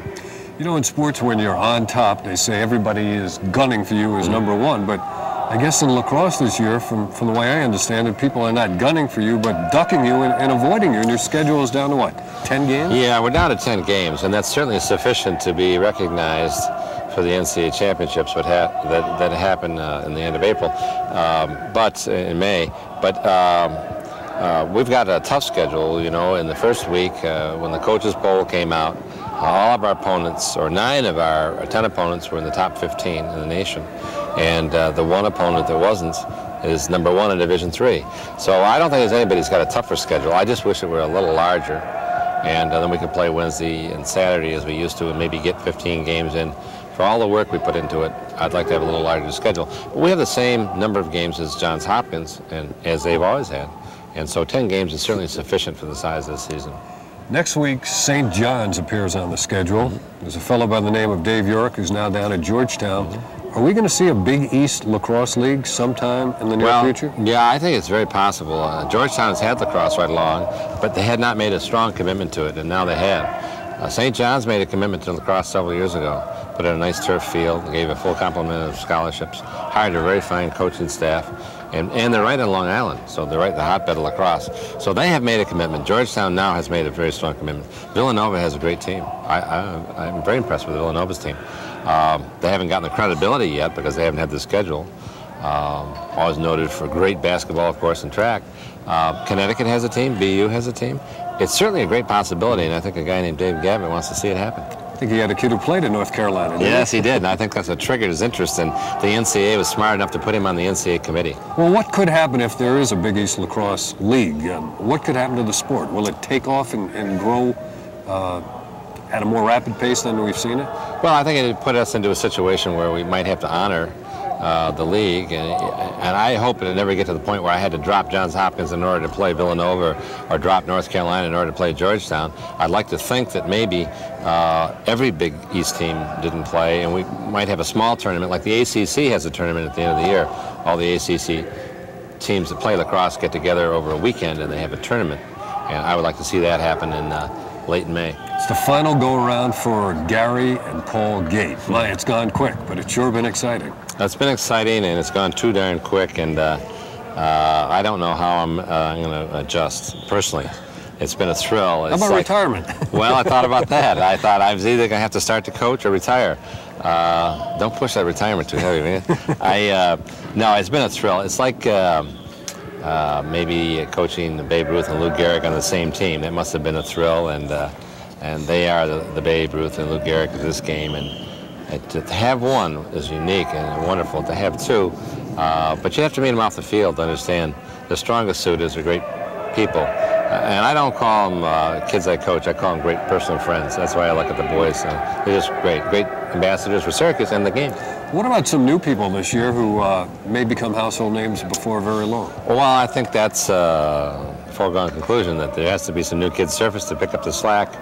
And, you know, we have some local boys and Matt Ryder out of Homer and Jamie Archer out of Nottingham that are doing a great job. You're going to see a lot of them this year as freshmen. Is that significant to hear the name Nottingham as opposed to West Genesee? Oh, yeah, sure is. But Jamie's dad was a good football player for Ben Schwartzwalder. And he's got orange blood in his veins, and this young boy, who's a very, very fine player, is doing what his dad did. He came to Syracuse, he's going to play for the Orangemen, and he's doing a great job. He's going to be our quarterback and a key to our offense here, if not this year, certainly next year. And Matt Ryder from Homer in on the close attack, and a kid named Johnny Barr out of Fairport near Rochester, and any number of kids, Andy Pucia out of Tully, and you know, we have some local color, and then we have some kids from a little further away and down in Baltimore, and a few Long Island kids. And we got some new kids. They're going to surface. Roy, in the decade of the 80s, you've won 3 national championships. Where has the sport gone in terms of local interest from your perception? Well, I think locally we've had so many kids that have played in the county schools here, or Jamesville, DeWitt, or Fayetteville that have gone on. Like the kids tonight on the Carolina team, there's 3 local kids on the Carolina team, and there's kids all over. You know, the best midfielder that Rutgers has is a Fayetteville boy. We meet local kids. I think they've been a great help to the game of lacrosse, and if you want good players, you come to Central New York to look for them, and particularly in Onondaga County. Some of the finest players in the country come out of here. A great All-American in Navy right now, Brian Keith. He's a West Jenny boy. Yet Navy claims him today. We claimed him a few years ago. He's an Onondaga County boy. I know in all these years we've been televising the games, you always tell me that everybody's watching the tapes and they know Syracuse, they have them scouted. Yeah. Are you still a little paranoid about that? Well, sure. I love the boys' exposure, but on the other hand, Home Team Sports down in Baltimore has picked us up through Cook Cable, and also New England Sport Network. And I understand that Chapel Hill has just put a station in that's going to pick up Home Team Sports, which trades off with Cook Cable. So Syracuse Lacrosse will be in Chapel Hill, North Carolina. Well, we hope it all ends up with another national championship for you. Well, I'd like to think that's a possibility. I hope I don't disappoint Syracuse if we stub our toe along the way. We've had a great decade. We're starting off with another great decade.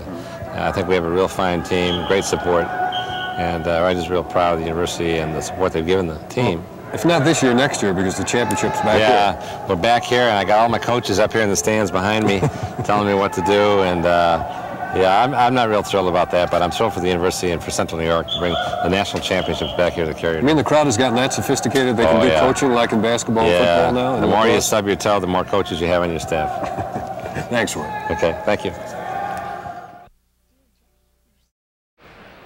Welcome back to the Carrier Dome at the half. Syracuse enjoying a 7-2 lead over North Carolina, and the fans are really enjoying it. Dave Conalong and Dale Dry-Pulcher. I'm really impressed by the turnout of the crowd here for this first game of the year, and they're certainly impressed by what they've seen. Syracuse playing terrific defense. Yeah, they've been playing defense at the midfield. They've been playing good close defense. Carolina's taken some shots. Matt Palumb's looked good. In fact, both goalies have looked good. So it's you couldn't ask for anything more if you're a lacrosse fan. Well, one feature of our cable cast each week are the Coors halftime highlights. Let's take a look at them right now. And Syracuse dominating the action in terms of the highlights, although North Carolina is first on the scoreboard. Joe Bedell out of Fayetteville Manlius, number 6, will get the shot. Yep, they got him on the crease, and he popped out, put the ball past Matt Palumb early, and 1-0 lead. Here is Gary Gade going coast to coast after he got the ball, and he just drilled it by Piazza. Piazza has looked good, but on that one, Gade really showing his athletic ability, great speed, and now you're going to see a little power as he gets it down to Egan, who actually looked like it was going to Egan. It ended up with Burns, I believe. Tough shot as Burns paid the price. That was Syracuse's 5th goal. Now here's the ball movement from behind, out front, the quick stick of Tom Marachek. Marachek didn't have it there more than a second, and he put it by Piazza. Good move. So Syracuse came up with 7 goals. They took 21 shots. North Carolina had 22. And most of the statistics are very, very even. Very, very even, and Syracuse scoring a lot of unassisted goals, a lot of fast breaks. Basically a penalty-free game as well. Very few extra man opportunities. We'll return with the second half face-off right after this.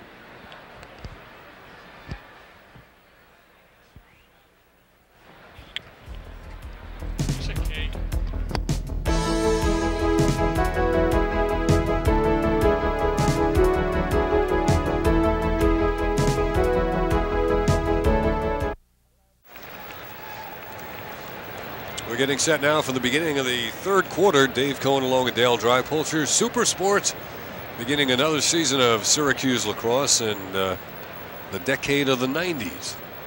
For Roy Simmons, trying to become the first man to win 4 national championships. Whew, impressive. You know, one of the things that's impressive about Syracuse is they've got 3 teams that could win a national championship any given year. Football right up there now. Basketball, of course, has been there for a while, and lacrosse. Carolina will have possession now as we begin the 3rd quarter as a result of a penalty late. Now, they're actually a man down, and that's why the double team you'll see right at midfield. That's Haslinger, and he's going to be double teamed, and he's going to take it back for a second. He's going to see if he can run. No, he doesn't. Gets it right up. Nice move, Bresci. Bresci right in the middle. He fires and scores. 8 seconds into this third quarter. Joe Bresci with the big stick brought it home past Matt Palumb. It's a 7-3 game. Well, I think when they took it back, they thought maybe they had a little reprieve, and then he got it up to Bresci, and he took a shot with that big stick from about, what, 20 yards out, and he put it by Matt Palumb. 7-3 now. And, you know, 4 goals is not a lot of goals in lacrosse, and you start off the second half like that, Willie Scroggs has got to be pleased. Joe is regarded as the best all-around player on this North Carolina team. He's from Baltimore. He's got a brother on the team as well, Chuck, who's a freshman. Joe's only a sophomore. Carolina has it with momentum. Dunkered in, giving it up. The shot just wide. May have been a pass, in fact, for Goldstein. It was, and Syracuse will get it back. I was just checking the face-offs. Actually, Carolina 2-1 margin now, 8-4. That was a good example of how getting the face-off can really help you out. They had a great fast break. Right now, there's a little discussion whether we have a penalty on the bench. Jake Curran discussing things with Coach Simmons.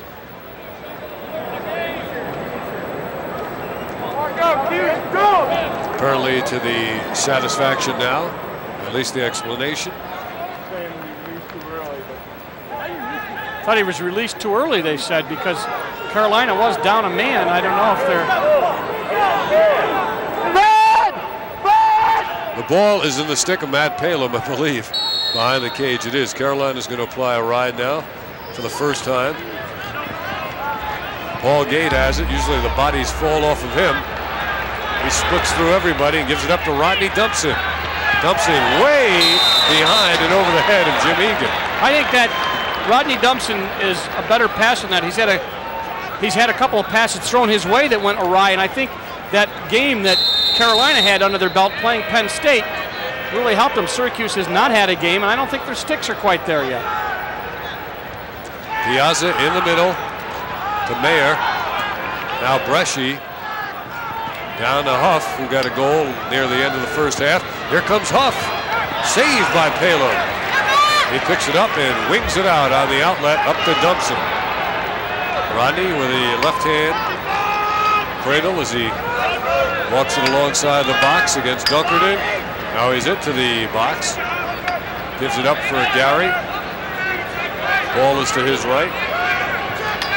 Quick stick by Burns. Gary Gate fed Greg Burns in the slot, and he put it by the unsuspecting Piazza. The way he did it is he looked like he wasn't going to pass it, and then he did it the last minute. Watch. There it is. And Burns had popped out, and he popped out in front of number 35. That was Bundy, and Bundy was not prepared. And Burns picks up goal number 2. You know, one thing I noticed about Syracuse, David, sinking back a little bit too close into the goal on fast break situations, and they've been taking some shots far out, and they've been successful. Right now, a face-off situation, Syracuse comes up with this one, at least momentarily, ball down. Kirk Pratt in there contesting, Haslander with Bresci, and it's Pratt who rides Bresci into the Joe Morris padding on the far side. That's a good name for it. Remember that? Joe Morris padding. Joe suffered a broken collarbone. Collarbone, I think, yeah. Against Northwestern when he hurdled the bench and couldn't stop his momentum, and after that they put the pads on. That was concrete there then. Of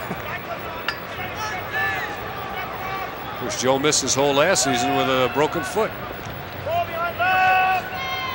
Left unprotected by the Giants as well. Jim Egan now with it. Egan had a goal in the first half. Syracuse is leading at 8-3. They're 2 minutes deep into the second half. Here's Paul Gate. They give him room to his right. So he goes left off the pick by Gary. Syracuse will keep it. Burns gives the backup. A little bit of a not slow down, but they set some plays up there. Coach Simmons with the coaching hat. And Burns will bring it in. Burns is a guy you just don't hear a heck of a lot about. He's been a 2-year starter at the attack. Here's Gary Gates swinging free of the defense. Gary. Oh, Air he got it in. He got it in. Air gate.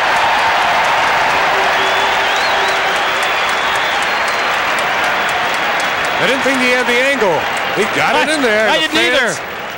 Standing up, turning around, and trying to check our monitors for the replay. Haslinger, 23, is the guy guarding him, but he sees he's got a step. There he goes. Yep. Saw that against Pennsylvania for the first time. It's been known as air gate ever since. That was more of the side variety. Yep. Oh, big body thrown there on that collision thrown by Syracuse's Dan Cahey, who scored the first orange goal. What do we got here? Procedure, call, 9-3 is the score, 9-3 Syracuse. I didn't know what to call. I thought he said face-off. That I may be mistaken. No, I'm not. Reface. Kirk Pratt and Andy Dunkerton will do it again. Don't forget, at the end of the game, we'll select the Pepsi player of the game. Pratt wins it for Syracuse. Carolina has dominated the faceoffs. Ricky Kramer in there against Robert Ezeki. Bedell comes out of there with it. Todd Stratton, 31, the defender. Behind it's Goldstein. McCabe has kept him in check and off the scoreboard. Mayer looked back to the bench.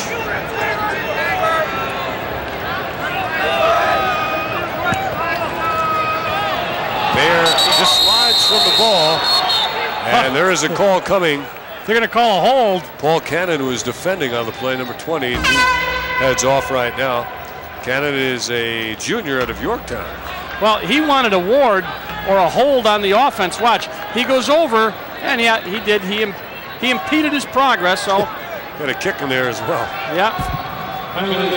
Good call as Mayer was able to draw a 30-second penalty now.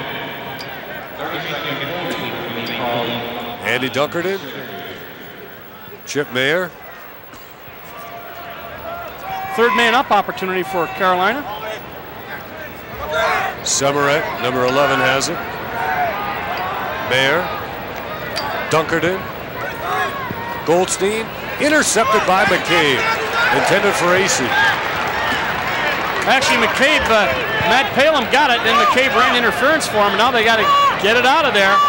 And here comes Palumb. There he goes. Will he get a shot? He took a shot. Now he gives it up to Burns. Former quarterback, wide receiver, and goalie. Egan comes onside. So does Gary Gate. On now for the first time is Brooke Chase, number 2, with the ball outside. They go to Bonacci. And now Gary Gate. Now he got to wonder, is he going to do this again? He got somebody else on him. There's a feed and the score by Dan Cahey off the feed from Gary Gate.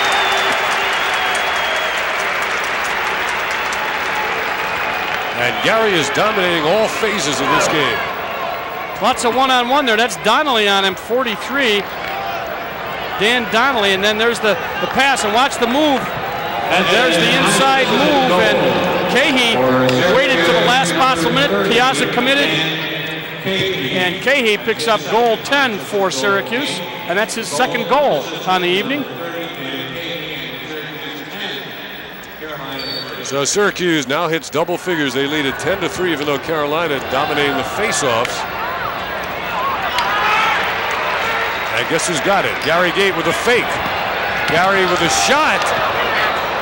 Piazza somehow saved it, and the bodies are being applied liberally. Gary had his helmet knocked off. 34 on a hold, I believe, for Carolina. So that's going to be a 30-second penalty. Syracuse retained possession. That was Bresci with the hold. And I'll have to see it here. Well, there's the fake. You saw a nice look at the fake with the stick. There's the shot. Piazza down. Good job on that.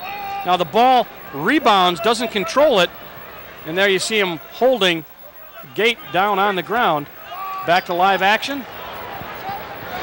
Burns takes it behind. Greg Burns now giving it up back there. Is that Maricek with it? 42. It is. That's Bresci defending. Whoa. Look how quickly he can change directions right on the dime. Now Paulgate with it. Bresci did a nice job defending there, and they take it back out. Dumpson's got it. Rodney is not really had a good opportunity to score yet in the game. Delayed call as the ball comes out. Now we'll get the assessment. Another 30-second job, I bet.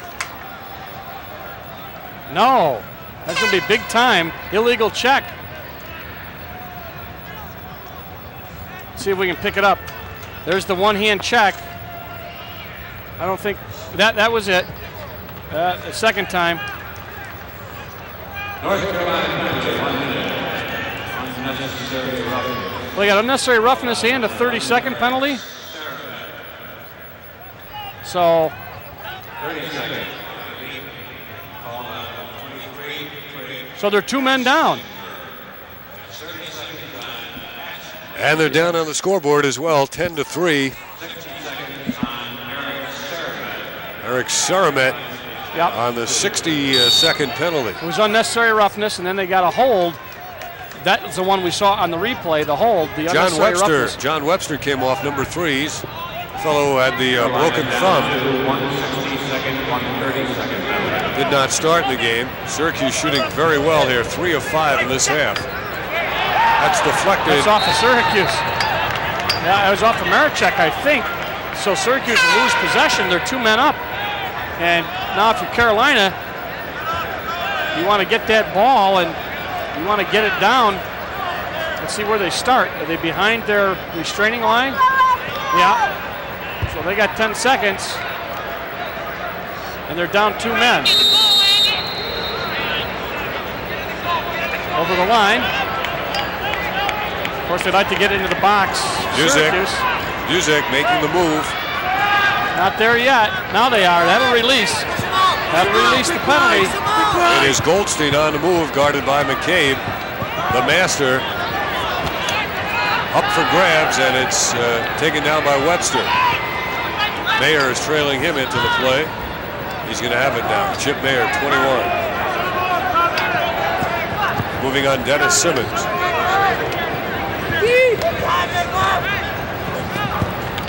Mayer still on the move. Jump shot, and the save by Palumb. Out to Persing and up ahead. Nice grab by Persing. Now it's Patain with it. Big stick, giving it up to Egan. Ezeki 20 will come on now for North Carolina. Syracuse making changes. Ricky Kramer gets it out of the box. Here comes Cahey and Bonacci with him. Kramer to Burns. Outside it's Kramer again. Now Cahey. Moving against Busick. Reversing his field.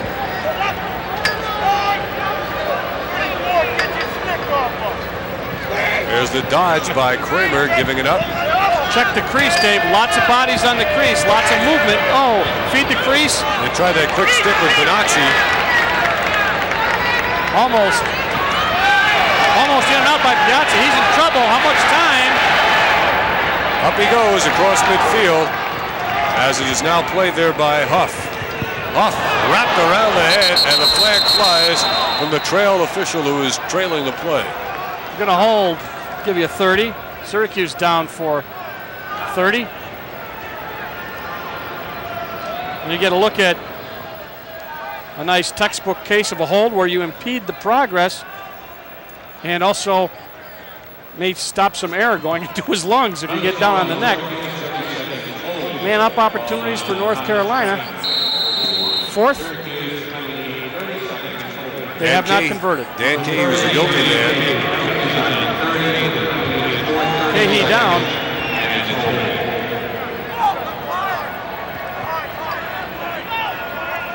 It is Mayer and Dunkerton now. Mayer up at the point, is going to crank. Oh, and Palumb watched it all the way.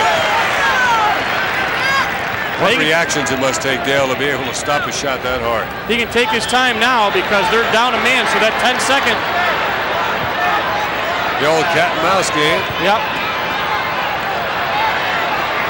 Think Matt enjoys that? Sure.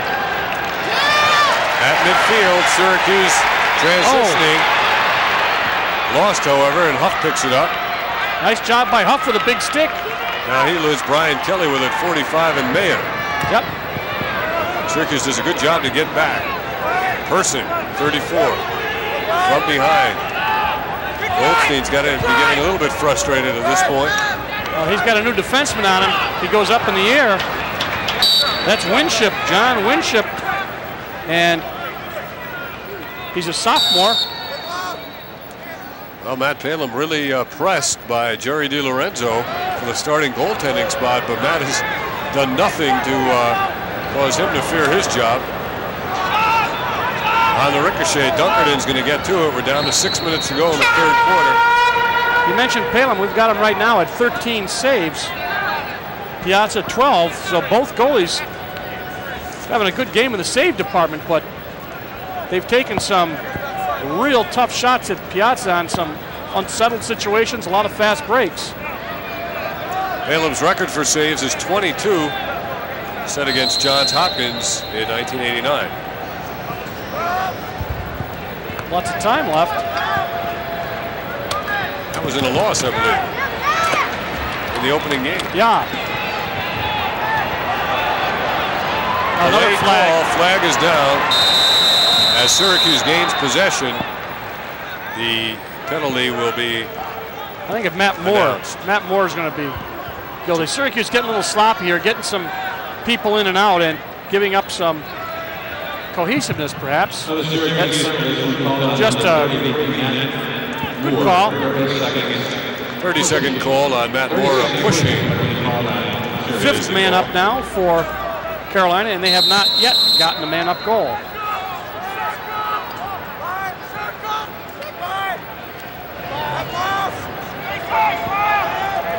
And Donnelly is in the game now, and the extra man opportunity, number 43. Dunkerton, and here is Donnelly from behind. Goldstein coming out now, playing sort of even with a crease. Now he's stacked up in front. Catana's the chaser up top. Dunkerton, Goldstein, the return. Good defense by Syracuse again. And here is McCabe losing it. Nice job. And Palumb is beaten. Mike Acey. What a job he did, because McCabe took that ball and was headed out to the wing and set up a fast break the other way, and Mike Acey took the ball away from him and got a goal. Mike Acey, whose cousin, Tom Acey, Henninger High School, local coach. Watch the ball's down. Now there's McCabe. He's got the ball. He heads down. There's the check right there by Acey. He gets the ball. Nice job. You cannot fault the goalie, Matt Palumb, on that one. Oh, no, absolutely not. He had nothing to do with that. There was a penalty on the faceoff, so 9-4 is the score, and Carolina taking a little bit of momentum here. Syracuse a little sloppy. Let's correct that score. It is 10-4. 10-4 is the correct score. At no point in this game has Carolina had back-to-back goals. Syracuse has always answered, and oftentimes with more than one. That's a flag against Syracuse. Looks like Cannon got into it again. He and Hasslinger. He's going to get called for a hold. Talking to one another. Paul Cannon hustling off the field. Let's see what happens. There's the move, and he goes over. I think he was looking for a ward at first, and Hasslinger gave him a little ward or two. So Syracuse down again, and being talked to there by the coach, one of the coaches. So the extra man opportunity. Mayer, Dunkerton, Goldstein, and here's Mayer cranking and firing. Palumb down for the save. Rebound though, and did he step in the crease? A procedure call. Yeah. Dan Donnelly was the man who was guilty.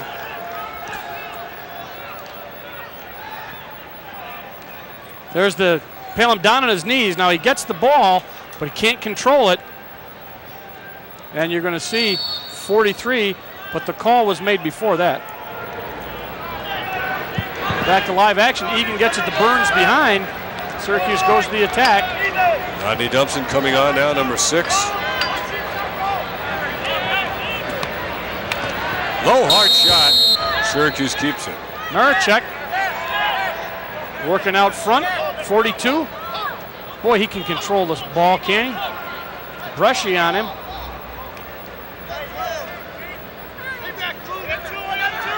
Syracuse going to bring the ball in.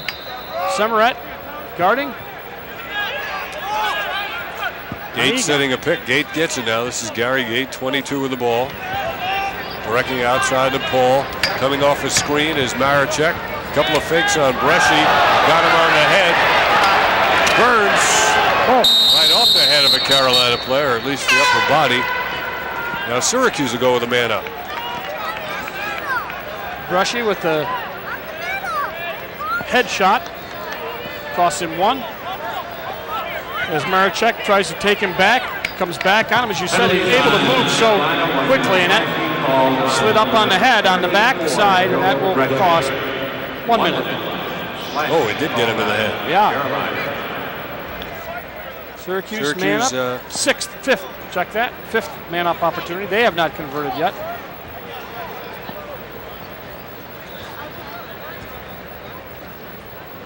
They fixed the goal there.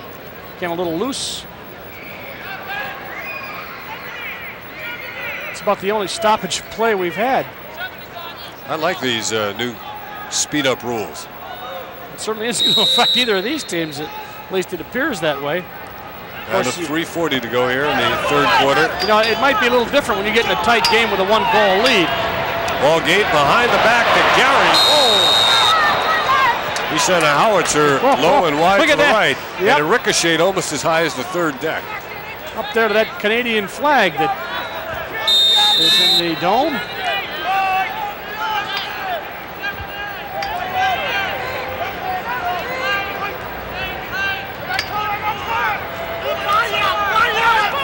In close, behind the back attempt. Dumpson plays it now. Dumpson feeding it to Maricek. Maricek rifles it off the side of the cage.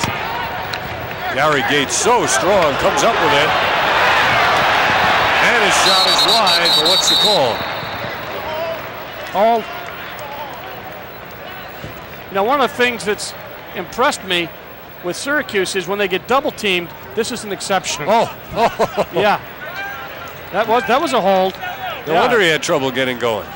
Yep. And he still almost scored. That's right. I was saying one of the things I've been impressed with, that wasn't the case right there, is that when they get double teamed, Syracuse has been looking and able to hit the open man. Gate is so strong, he just usually is able to power through those, but even he couldn't get by that hold. That would have been really unique. Under 3 to play here. Neither team has scored on an extra man opportunity. Jim Egan. Maricek hacking at the rebound and swiping at him is Graham Bundy.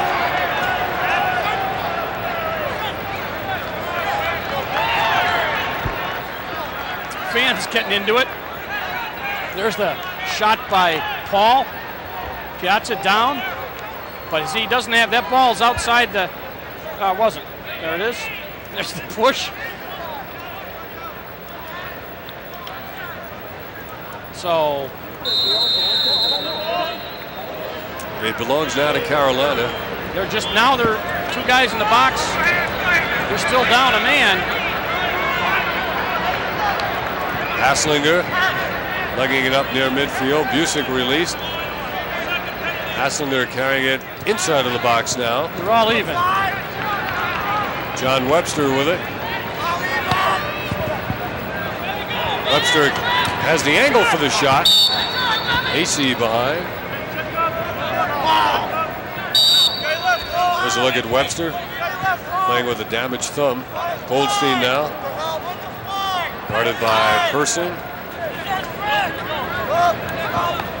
Good job by Persing, and Palumb smothered it. You knew that was coming. As Holbrook got it, we had a whistle away from the play. Well, you see what happened? That was Goldstein was holding or unsportsmanlike. I don't know what the call is going to be. But we'll see it announced. Unnecessary roughness, yeah. Unnecessary roughness, 1 minute. Now the Carolina penalty with the 62nd unnecessary roughness on number 10. So Goldstein down for a minute. Unnecessary roughness, Carolina. Ball gate to Rodney Dumpson as you look at it. From the perspective of the west end zone here in the Dome. Couple of fakes and a score. First man up goal for Syracuse. Gary Gate scoring again. That is his 4th goal of the game. Watch the fakes. Watch. Paul Gate down behind to Gary, who just goes right by the goal mouth. A couple of fakes. Man up. It's tough to stop him when you got everybody out there. I don't know if Bresci was a help or a hindrance to Piazza as well, he that's came what over. Sometimes when they slide over, the offside defender will try to help him out. But you're right. Sometimes it could be a hindrance. Gary Gate now has 150 goals in his Syracuse career.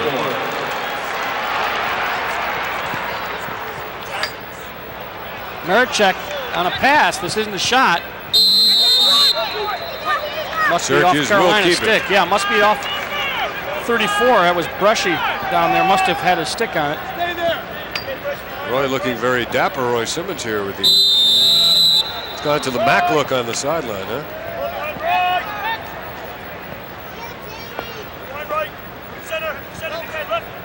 You can hear Piazza telling his defenders where everybody is. And that Paul Gate now has the ball at the top. Oh, feeds the crease. Dumpson. Score! Rodney Dumpson unloaded that hard shot of his, and Syracuse now goes up 12-3. Matt Palumb coming all the way out of the nets to congratulate Rodney Dumpson. Well, watch what Dumpson does. He gets the ball. He's on 44, Huff, and then he just makes that one move and then comes back, able to get his arms free, takes that side shot for goal number 12. And on the field for his first action as a collegiate player for Syracuse is number 11, Jamie Archer, out of Nottingham High School. He's on the attack with Burns and Marichek. He's replaced one of the captains, Jim Egan. Well, Jim Egan's a very unselfish guy who actually uses that's going to cost him. That's unnecessary. That's Paul Cannon again. No, it's Kirk Pratt. No, it's Pratt, yep. The whistle had blown. It was a little bit unnecessary by Kirk.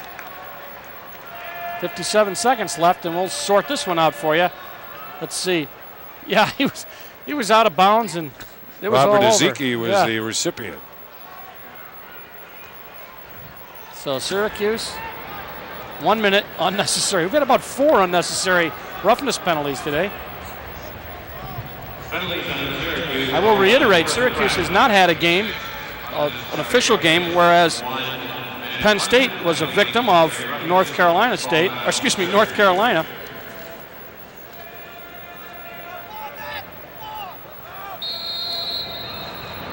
Final minute now of quarter number 3. It was a Syracuse lead of 3-1 at the end of the first quarter. And it was, 7-2 at the half? Yeah. Oh, really aggressive defense. Chip Mayer has it now. And he gets it back. Saramet to the top of the stack in front. Mayer. AC, they rifle it across the defense. The shot is wide with 19 seconds to go. Nice job by Winship, 39. He got good body position, and he forced that Dunkerton to take a wide shot. It wasn't even on the cage. Oh, nice move. job. Saramet came right down the slot, and they fed him for the easy goal. They lull you to sleep. They get you working around the outside, and then that cutter gets a jump, and he sure got a jump on the defense. Man up goal for North Carolina. Watch. There's the ball, and they get it out. Where'd he come from? Nice job by Saramet. Snuck right down the slot. And the sophomore from West Genesee has the goal for North Carolina. 12-5 now with 11 seconds to go here in the third quarter. Hasslinger wins the face. Tries to get it to Huff. He does. The return to Hasslinger behind him as we have 1 second to go here in the third quarter.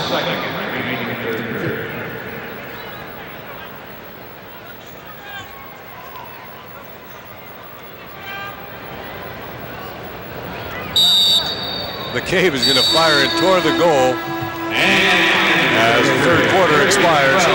Syracuse has a lead of 12-5. We'll be back with the fourth quarter right after this. 1 week today.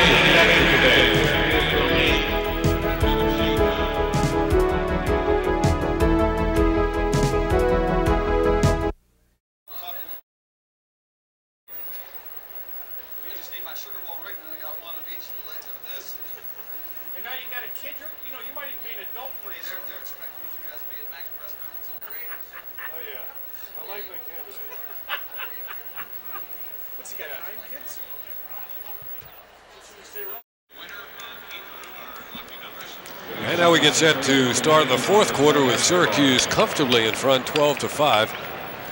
North Carolina's 3 previous games here in the Carrier Dome each saw them lose in overtime. They've got a real uphill struggle now if they're even to force overtime.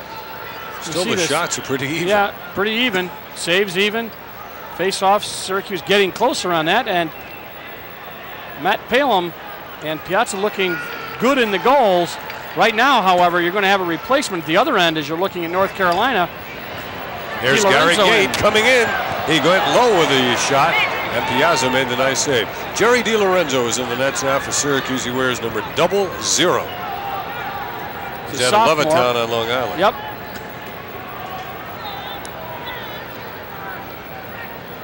Long pass out. Mayer with a fake. Mayer with a move on Patain. Steve Spears working hard. Out to Mayer, goes to the left hand on Patain. Minute gone now in the fourth and final quarter. Unless, of course, there is an overtime. And Syracuse leading at 12-5. It doesn't seem likely, does it? Syracuse comes away with it. The Gates going both ways. There's the feed in front, intended down there for Jamie Archer. It's taken away and regained by Syracuse. Mayer does a nice job to get the ball out of there for Bresci. Syracuse has it though. Stratton to Paul Gate. Ball comes out of his stick. Picked up by Spears. Look at Paul Gate. They couldn't move him. Marich, you're going to get a push on Marichek. No, a push on him. I guess he was pushed, or Gate was pushed. Probably Gate. But watch, when you see his foot, you're going to see the hit there. Now, what you can't see from this angle is where the out of bounds. Right there, you could see that out of bounds line. Now he lost the ball. They're saying there was a push and they got the call, but it's very strong. He had to move about an inch and they couldn't move him.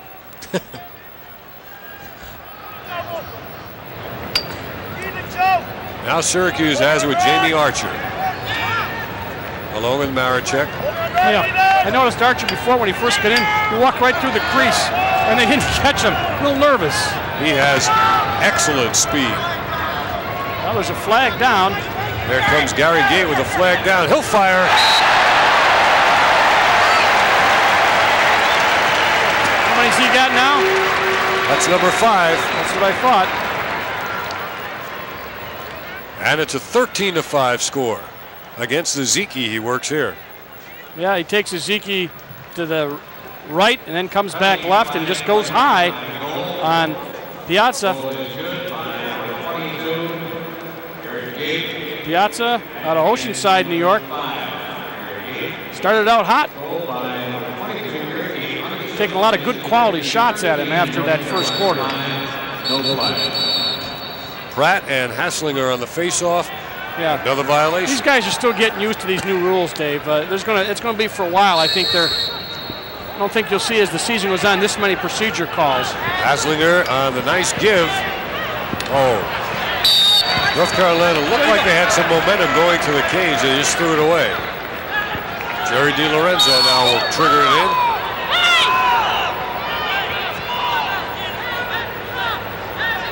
In the middle of the field, here comes Andrew Bolin.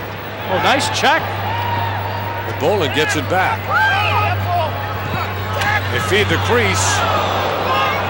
That was a shot, and Syracuse will have it.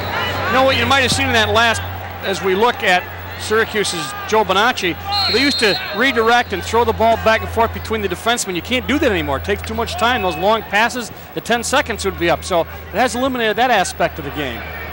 Andrew Bolin, played by Haslinger.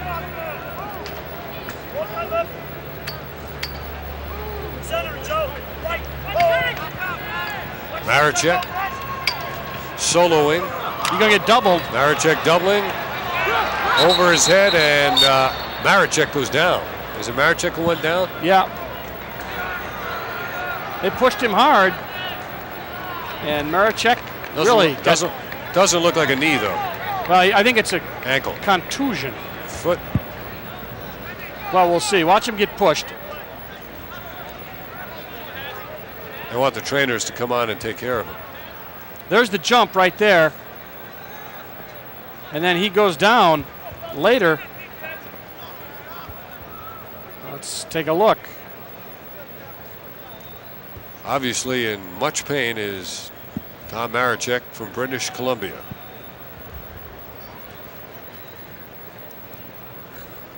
Taking a look at that left ankle.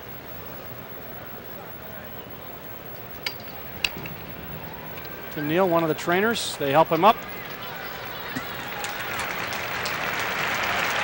He's limping on it. I don't think he'll be doing any dancing after this game. But the fact he can put some weight on it, I guess, is a positive early sign. Syracuse man up again, and this is their 8th opportunity. Egan comes back on now, Dale. Yep. So it's Egan, Burns, and Archer. This is Archer with it now, feeding it nicely. Here's Dumpson. Rebound. Comes out. Archer from behind. Tried to take it out. At midfield, it's kicked around. Offside. Somebody stepped over, didn't they? Yep. Syracuse gets it back. Yep, one of the defensemen from Carolina over as Maricek on the sidelines. Look at that ankle. I don't know whether he twisted or he got a shot on it. From the way he came off, it didn't look like he twisted it. It looked like he took a shot on it. Archer feeds Dumpson. Here it comes. Oh, what a rocket. Nice save. Put the legs together on that. It was a nice low shot and nice save by Piazza. 39 shots by Syracuse, 15 saves by Piazza. 11 minutes to go in the game. Syracuse leads 13-5.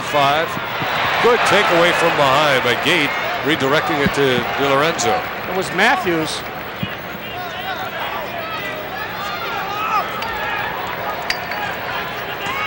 Syracuse gets the ball up quickly. Jamie Archer sending it behind, not played by Egan. Says, come down a little bit closer. Here's a good look at that. Starting to come back a little bit now? A little bit. Okay. Hitchhiker. Yep. Go ahead and come back. Says it's starting to come back. I think he's talking about the feeling. It's swollen. Yep. Piazza out of the cage now. 10.5 minutes to go.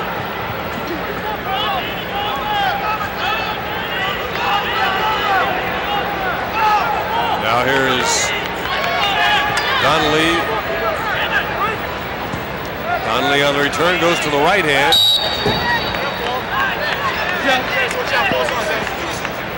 DiLorenzo on it, didn't get a save, but tracked it down.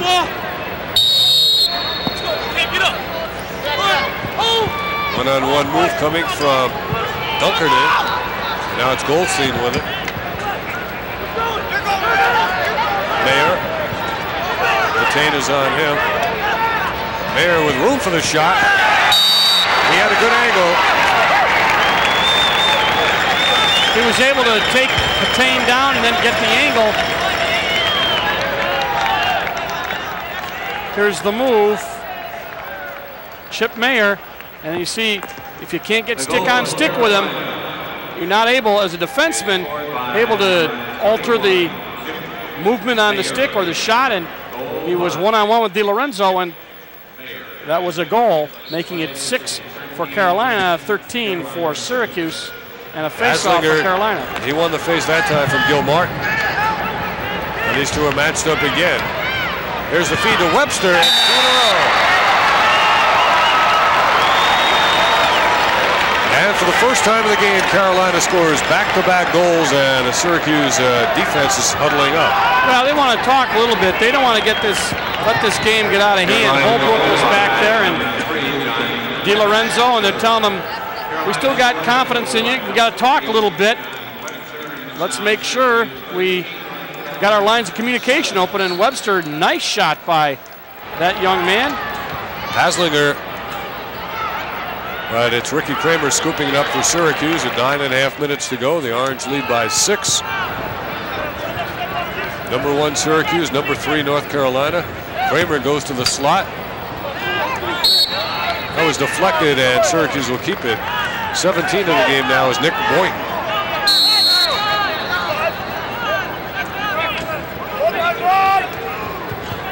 Egan back there.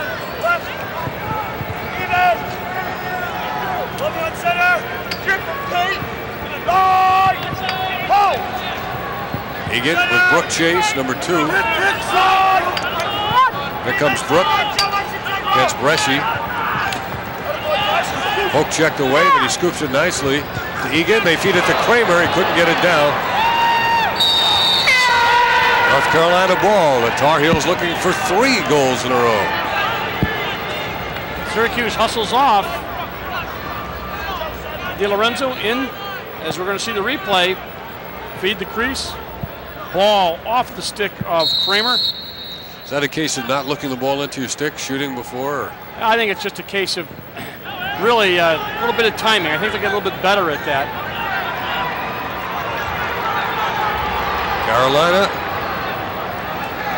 working hard now to try to get a good shot. Saramet, Spears. A little problem defensively there. Syracuse letting some people walk on the crease. Holstein loses the ball. Carolina really hungry for it now. DiLorenzo out and down. Carolina really hustling to the ball. From outside, here's the move by Dunkerton, giving it up to Saramet. Good fake for the shot, and DiLorenzo with the save.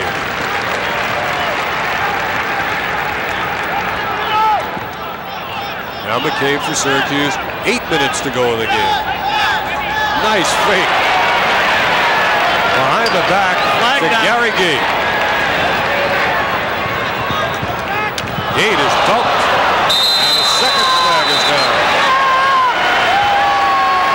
Webster and McNichol are going to be down. Unnecessary on McNichol. Webster caught him on the head. Now this is Webster. Watch the move. Oh. Caught him on the head. Nice move by, and a behind the back pass to boot. And then you're going to see Gate get taken down by McNichol. Illegal check. So 2 men down is Carolina. There should be 2 men down. Let's check. 1, 2, 3, 4, 5, 8. Yep. Number 3, Don Webster, 1 minute slashing. And number 18, Don Webster and McNichol are serving the time. Beautiful behind the back, but it's stolen by Carolina, regained by Paul Gate.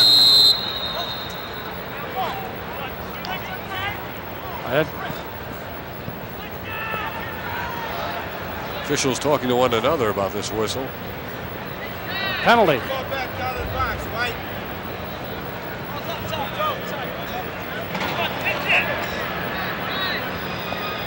Well, with these new rules, you're going to see a little bit more of that. 7.5 minutes remaining. Dumpson, Egan. The Gates working around. That was intended for Jamie Archer. Good play by Archer, the freshman. He hustled and he kept Kelly from getting the ball. We're going to have a timeout taken by Syracuse. Going to take timeout. So it's 7:22 to go here, remaining in the game. And Syracuse leading at 13-7. We've got a timeout. I think he wants to know how many guys they got there, how many men they were down. They were 2 men down at one point. He's talking, Coach.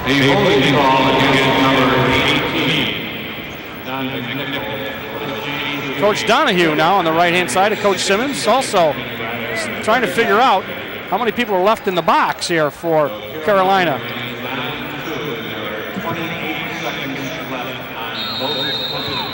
28 seconds left.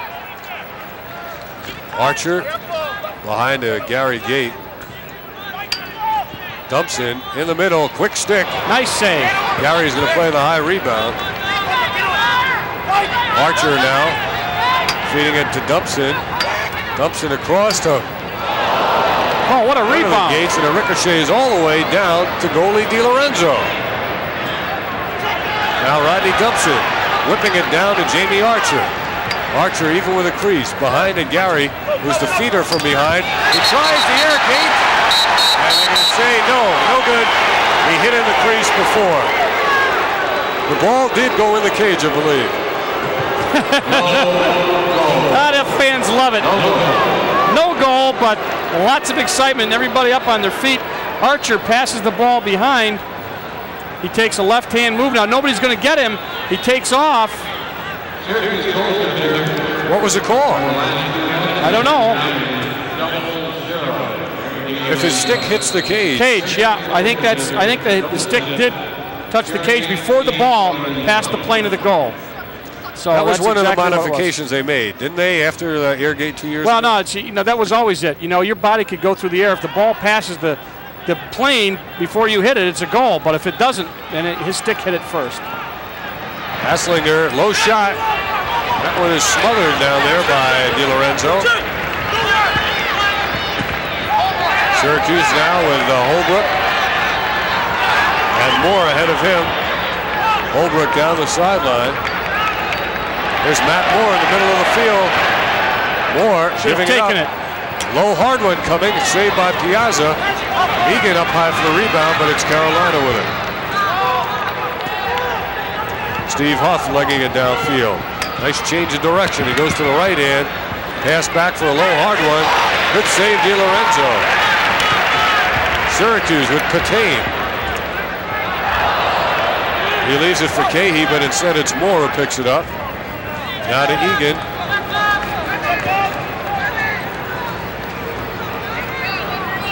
They want the play to go behind. They do. They go to Archer. Jamie Archer. He is quick. Here he is. One-on-one. He shoots. Save. And a penalty.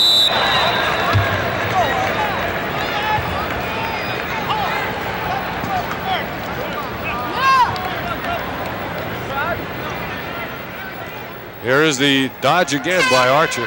Archer goes up high, he got a hold, and he goes down low on the goalie, but he got the penalty anyway.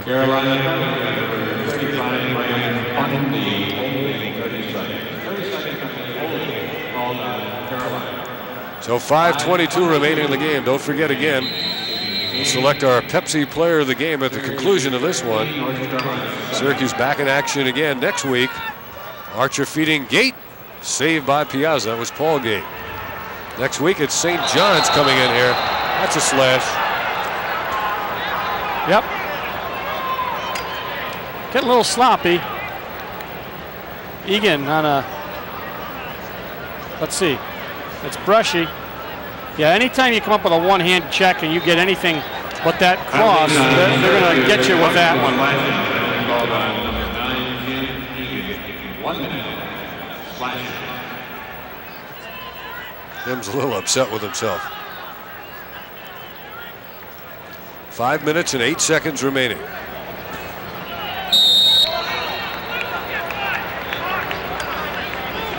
With the new speed-up rules, this game is just about 2 hours old.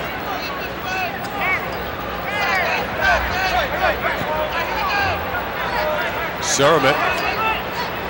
He has a goal. AC. Goldstein up top, shot coming, and a score. Chip Mayer gets the goal. You can see that one coming. Yep.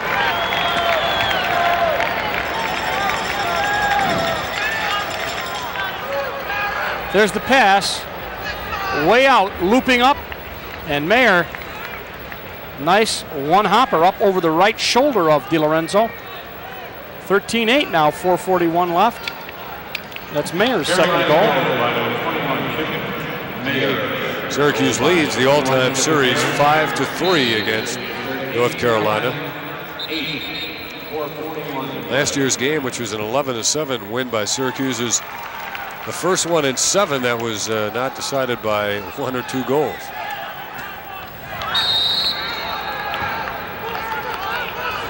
Here comes Mayer. Dunkered in. Dunkered in, looking for the avenue for the shot, giving it up to AC. Goldstein behind. Mayer with 3 players stacked up in front. There's a delayed call. Mayer looking for his angle. A pass instead to Goldstein. He lost control of the ball. That stops play with 4:15 to go. 1 minute. The official there letting his emotions show. Said that it was a little bit unnecessary. Number 35, he sends Fazy to the sideline.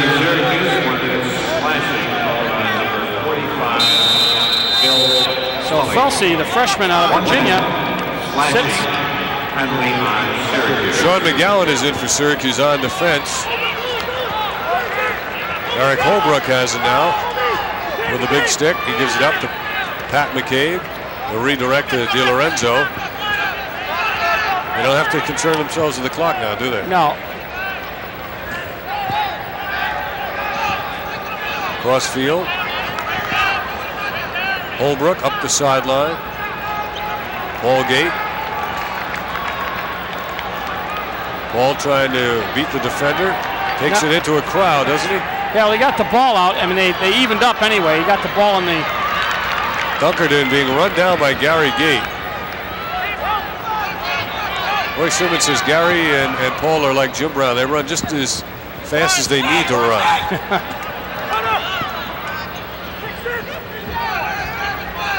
Saramet, the hesitation move on Dumpson. He didn't go anywhere except into the turf. 8,607.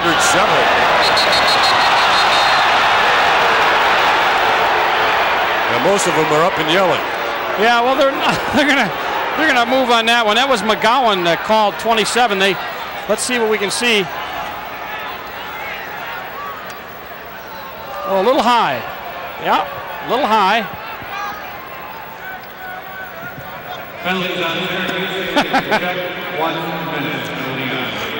You know, if we can get a shot of it, what really is interesting is the fact that so many of the luxury boxes are occupied for this game with big crowds in them.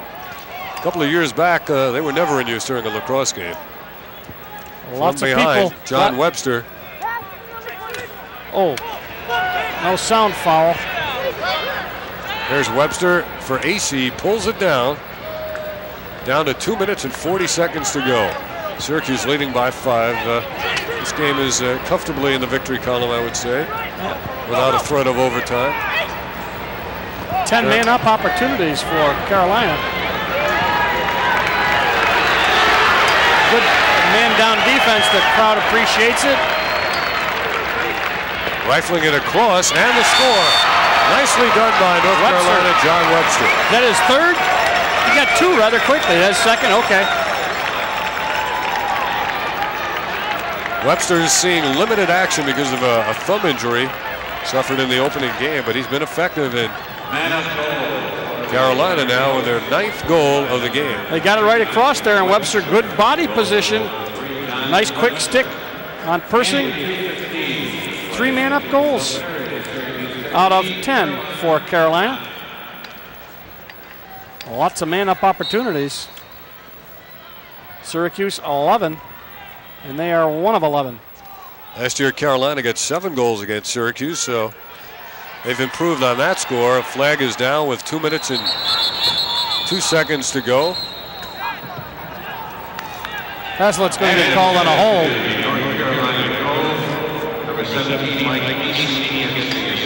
So that'll be 32nd man up for Syracuse. Lots of penalties in this game. It's after it started out without any, it got a lot of them. Syracuse is going to take a timeout. 2 minutes and 2 seconds to go, and the Orange leading it 13-9. There's the replay, trying to block off. Gate right in there, going after it. Look at this. Holy cow. Those guys are all over him. And then that's where they lost the ball, and that stopped it, but it was a hold. This crowd, by the way, of 8,607 is larger than any crowd Syracuse had last season at home. The Orangemen played before 24,000 in winning the national championship down at the University of Maryland last year. Syracuse has played before the 3 largest crowds in lacrosse history. Well, you can tell the fans here appreciate it. And the paper the other night, the evening paper, the Herald-Journal, did a great spread on lacrosse. I think a lot of people are interested in seeing this team that they've watched come along with the brothers Gate. They got a lot of good quality people, so it's an exciting game and people love it. And this is going to be interesting because I have never seen St. John's play lacrosse. No, when I saw that come up a couple of weeks ago during one of our women's games, I said, that can't be right. But it is. St. John's plays lacrosse. Georgetown now has Dave Urich, the great coach from Hobart, and he's got some scholarships to work with. He's got as many as they allow. Villanova plays lacrosse, although not against Syracuse. Said to have a very good team. Now we're in the last 2 minutes. If the ball comes out of the box, you lose possession. Right. The Gates are down there battling away.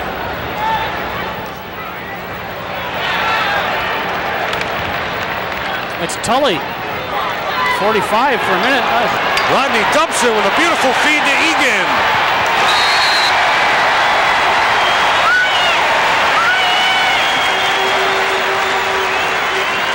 And those who stayed to witness the end of this one will appreciate that goal. Dumpson got knocked around like a pinball. He really did.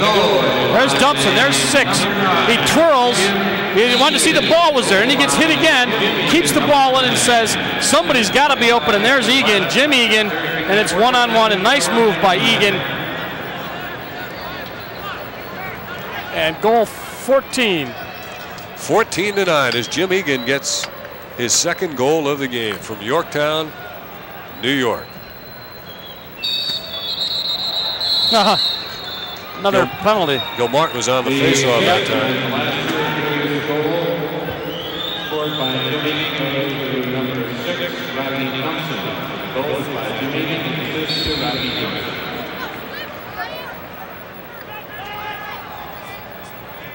Cahey moving. Now ball behind Egan.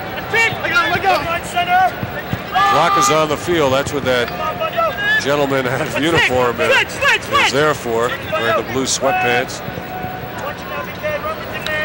Down to the last minute of this game. Egan running some time off the clock.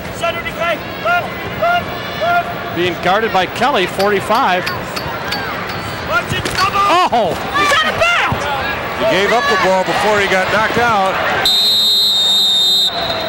In the crease. Burns, Greg in the crease. I'm amazed the way these guys throw their body around here in the last minute of a game that's already in the victory column. There's, you're going to get a look at it there. That's Egan. He got clobbered, got the ball back in on an over the head jump shot to Burns, and Burns in the crease.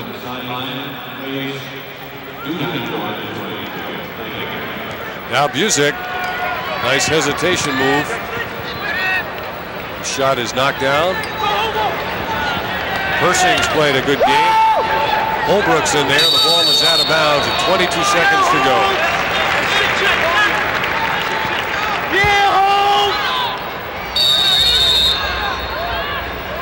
Don't forget our Pepsi Player of the Game selection at the end of this one. And the fans now going to count it down.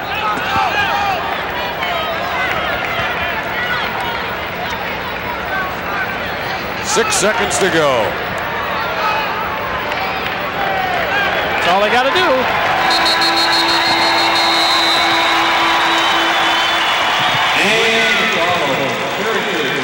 And the first game of the year in the victory column for Syracuse, 14-9, as Roy Simmons and the two-time defending national champions get off on the right step. Back with our selection of the Pepsi Player of the Game in just a minute.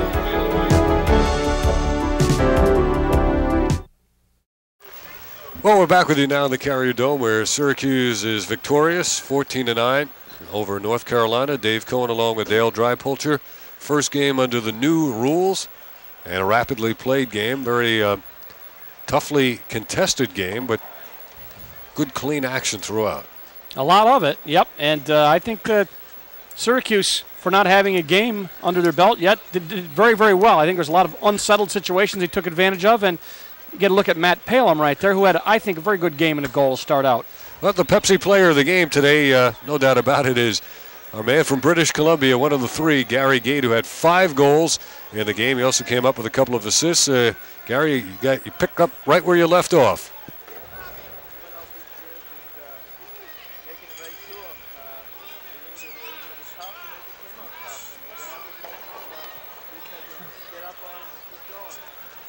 Well, we're having a little trouble hearing Gary Gate, who had the 5 goals and 1 assist. I don't know if you can hear us, Gary. We're having a little trouble hearing you. We're going to try to get back to you here in just a second while we get this audio problem corrected.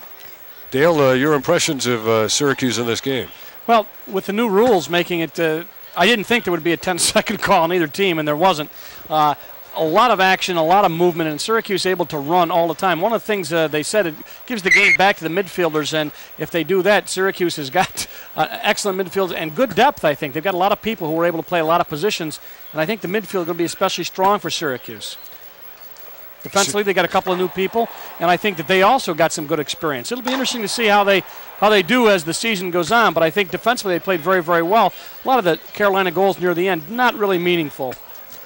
I thought Matt Palumb looked rather sharp in the goal today. He was getting a lot of pressure, I guess, in the preseason from Jerry DiLorenzo.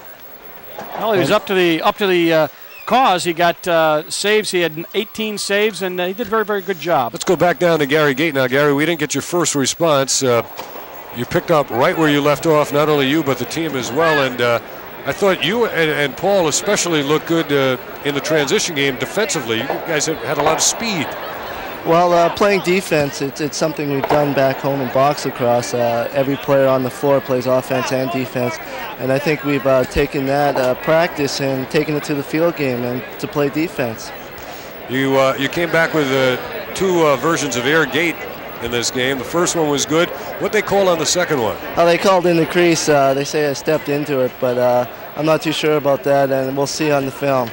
Well, we're going to get a look at that on the replay. Can you see this, Gary, while we're talking? Yep. Well, there you are in slow motion. You take off. Now, I think if the stick touches the cage, let's see. The stick is allowed to touch the cage. That's what I looked that up while we were talking, and I said, indeed, the stick is allowed, but I think what they're looking at, your left foot, I don't know. That's close. Very close. But your stick can touch, and that's the thing that I thought somebody mentioned that, but I just wanted to double check, so indeed they must have called you in the crease. Yes, they did. Who do you suppose Roy Simmons is going to be pleased with as a result of this first game? He's got to be pleased with Matt Palumb and the whole defense. They played well today. They came out. A couple players didn't start last year for us on defense, and they came out and showed that they belong there. One of the things that I was impressed with was the defense early, because as it got down to the third and fourth quarter, there's a lot of penalties back and forth, but I thought that when they were in there in a set situation, defense played very, very well. Oh, yes, definitely. At the beginning of the game, that's when they came up really tough. They took the ball away a few times, and they played strong right at the beginning, allowed us on our offense to get up on them. One more question for me anyway. I'm interested. You saw all the illegal procedures on the faceoff. You think the new rules kids are having trouble adjusting to the new face-off? Because there seem to be an awful lot of illegal procedures on the faces. Well, on the face-offs, they're limiting your stance. You're not allowed to stand in. You're only allowed to stand in one certain area. And last year you had a little more room to move back and forth over the lacrosse sticks. And this year they limited it, and it causes a lot of problems for a lot of face-off people. It's going to take a little while to adjust then, huh? Oh, definitely. We work on that in practice, and it's going to take a while to adjust. Well, Gary, we congratulate you and thank you for joining us here after the game. 5 goals, our Pepsi player of the game, and Syracuse is off to a flying start here in 1990. Thank you very much. So Syracuse wins by a score of 14-9, and coming up next, the Redmen of St. John's against the Orangemen of Syracuse. That's in the Carrier Dome, the game to be played Saturday afternoon, and we'll have it for you on Sunday night, March the 18th. Hope you enjoyed it. Once again, Syracuse victorious in game number 1, 14-9. Today's game produced and directed by Frank Rafka. The coordinating producer is Bob Jubinville. Our remote supervisor, Tony Vidala.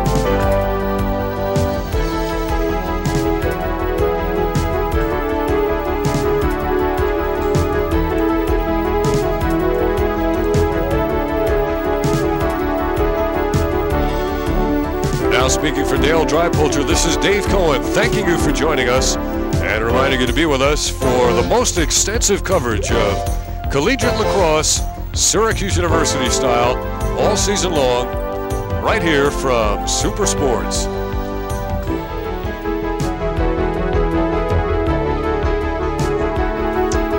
This has been a presentation of Super Sports and Cook Cablevision of Syracuse.